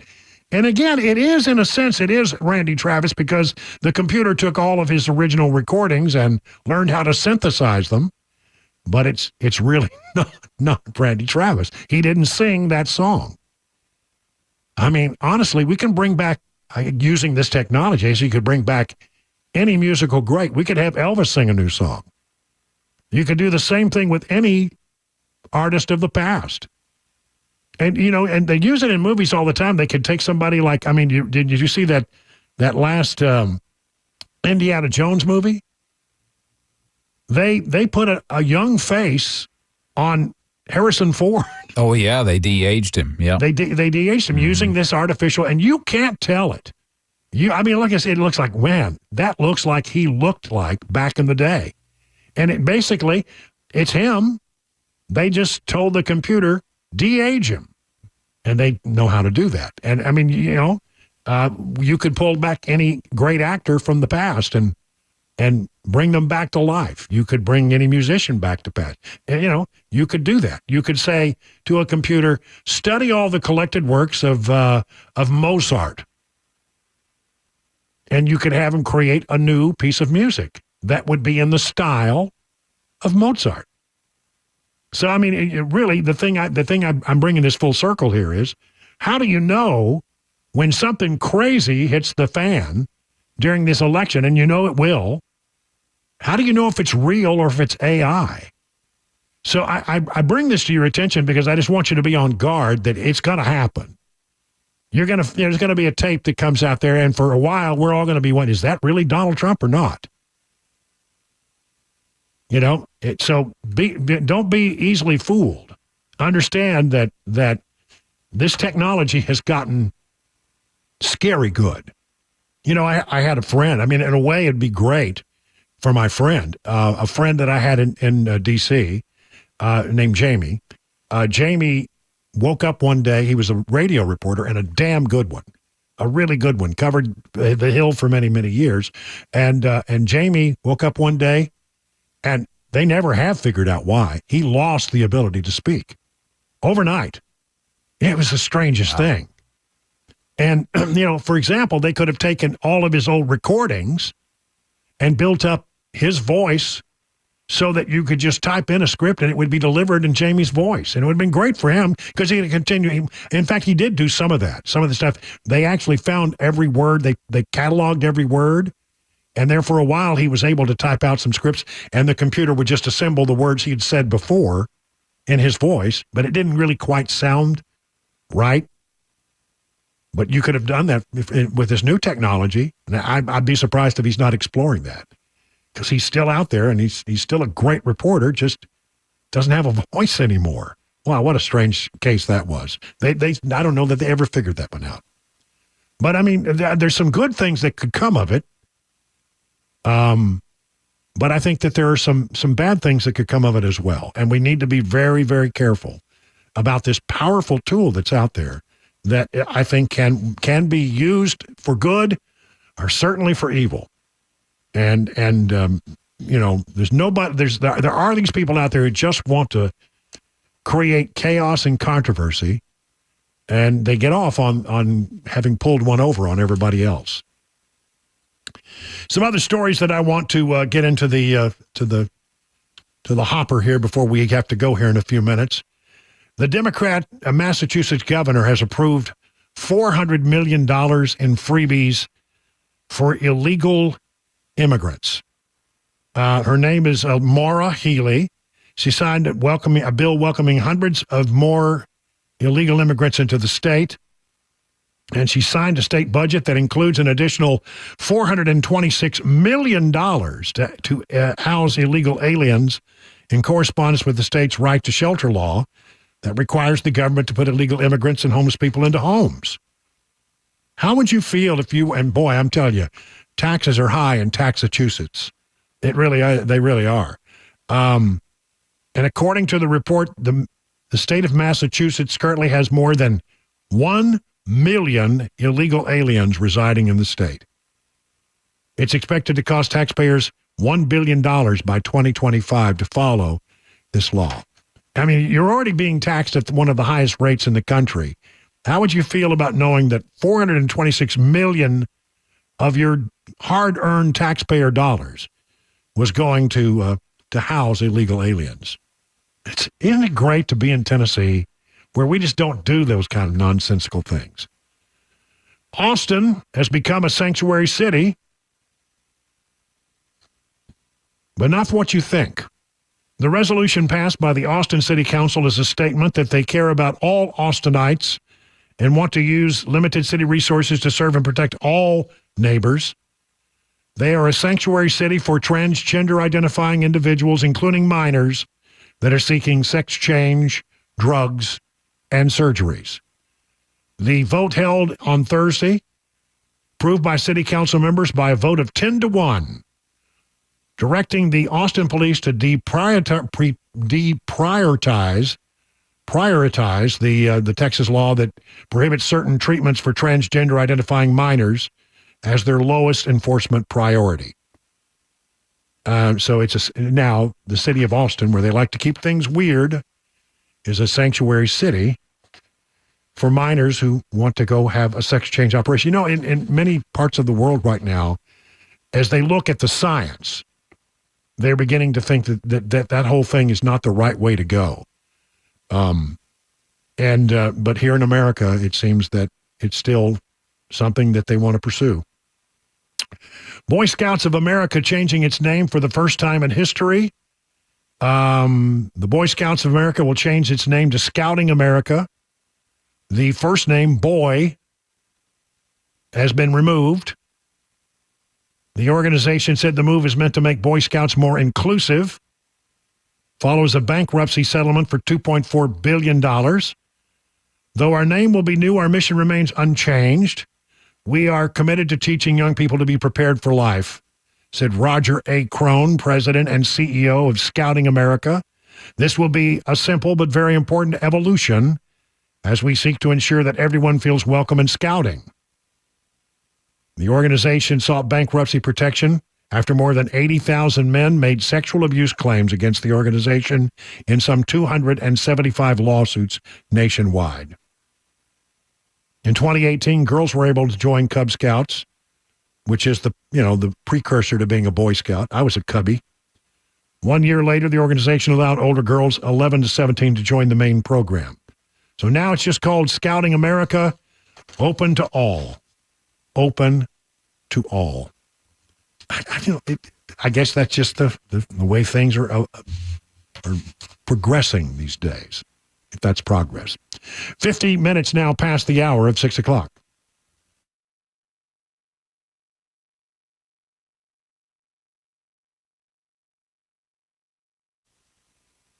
You know, there are no pills or spinal creams that can magically open up your spinal disc and take the pressure off your nerves.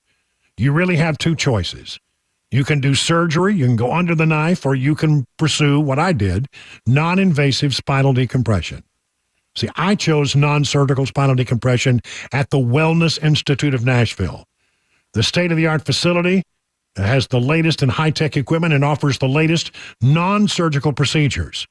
Because getting better is important to Dr. Kevin Mitchell and Dr. Ashley. They're offering half off of their spinal decompression treatments and also their KT knee machine, which is sort of like the spinal decompression, but it's for the knee. It gently tugs and elongates the knee and allows the healing therapy to get deep within, and you start to feel better. And here's the thing. If you're a new patient, you really should take advantage of their $23 special.